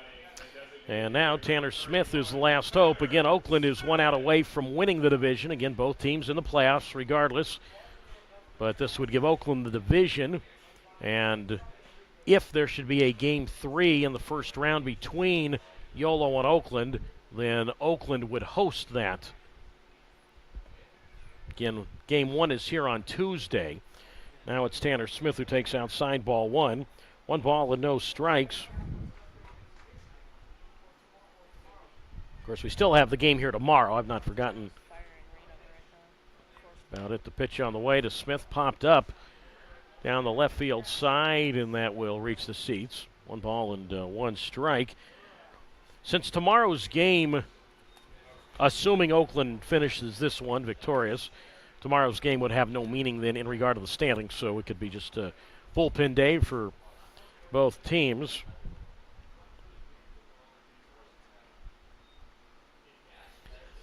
A wind up, outfield shallow straight away, the 1-1 to Tanner. And that swung on and foul tipped in the glove of the catcher, Lozano. Strike 2. 1 ball, 2 strikes. So tomorrow, still 1 more regular season game left. We'll start the YouTube Live and Flow Sports feed at 1 o'clock with a 1:05 p.m. first pitch Pacific time. Smith is 1 for 4. The line by Lambert and the pitch, low ball 2-2-2. So starting pitchers yet to be determined in that. Then Monday is the off day between the regular season and postseason, and then we'll start things on Tuesday. 3 o'clock start here Tuesday, September 10th, Game 1 of the playoffs between Yolo and Oakland. The 2-2, and Smith pops one up foul left side. 2 balls and 2 strikes. So Game 1 is Tuesday. No game Wednesday, and then Thursday, 6:35 p.m. first pitch at Ramonde Park in Oakland. Outfield shallow around to the left. 2 balls, 2 strikes. A wind up by Lambert and the pitch. And that's taken inside, but Oakland is challenging it. And it's been confirmed a ball. That would have been strike 3 if it had been overruled. So the count is at 3 balls and 2 strikes.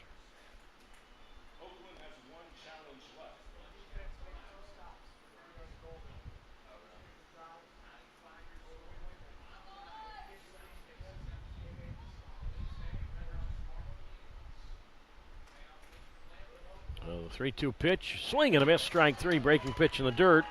And the ball game is over, and Lambert's 3rd strikeout is his last strikeout, and that gives the Oakland Ballers the divisional title here in the second half. So they're now 2 up over Yolo with 1 game left in the season. So congratulations to the Oakland Ballers, who clinched the playoff spot yesterday and clinched first place in the second half by winning today. So no runs, no hits, no errors, and nobody left. Here are the final totals. First for the victorious Oakland Ballers, who are now 58-37 overall and 31-16 in the second half. They come up with 9 runs, 8 hits, 2 errors, and Oakland strands 9. For the Yolo Highwheelers, who go to 52-41 overall and 29-18 in the second half. 5 runs, 9 hits, 2 errors, and the Highwheelers leave 7.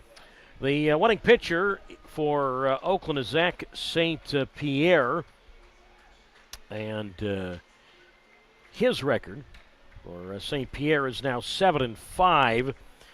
The 4-inning save goes to Carson Lambert. That's his 7th save of the year for the Oakland Ballers, his 7th save. And the loss to Yolo's Brendan Knoll, and he drops to 2-4. Time of today's game, 3 hours even. And again, due to a company policy, we do not announce the attendance. Pretty much the only thing you had to know was the first inning today. That was pretty much the difference. A 5-run first. The very first batter of the game, left fielder Tyler Best. He doubled to right, and that started a chain reaction of walks allowed by Knoll, and then eventually a grand slam by Tripp Clark, his 4th homer of the year, and RBIs 20, 21, 22, and 23. That 5-run first, and Yolo was able to chip away a little bit, but just never really recovered. And Oakland ends up winning this one by a count of 9-5. Jose Gonzalez, the Yolo first baseman, his streak of 40 straight games reaching base safely ended. He was 0 for 3 and then was removed midway through the ball game. And Yolo, as I said, ends up losing this one this afternoon by a count of 9-5. So, as I said, if we go to a Game 3 now in the first round of the Pioneer League Championship Series, Oakland would host it. Again, Game 1 will be here on Tuesday at 3 p.m. Game 2 Thursday in Oakland at 6:35 p.m. And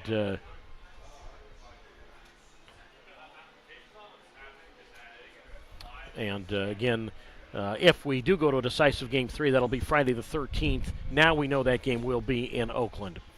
We still have one more regular season game left. That'll be tomorrow. We'll start the Flow Sports feed and the YouTube live feed at 1 o'clock p.m. Pacific. And we do not know yet on the starting pitchers for either team. But now that game tomorrow means nothing in regard to the standings. It pretty much, I'm guessing, will just be bullpen day tomorrow. Want to thank my partner for today, Joe Mock. Great job talking baseball with him. Michael Sapel, our producer-director. As always, a great job. That'd be redundant to say that otherwise about Michael. Thank all you viewers and listeners and fans as well.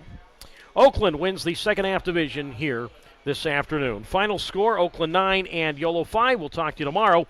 Till then, Doug Greenwald saying good afternoon from Dobbins Stadium.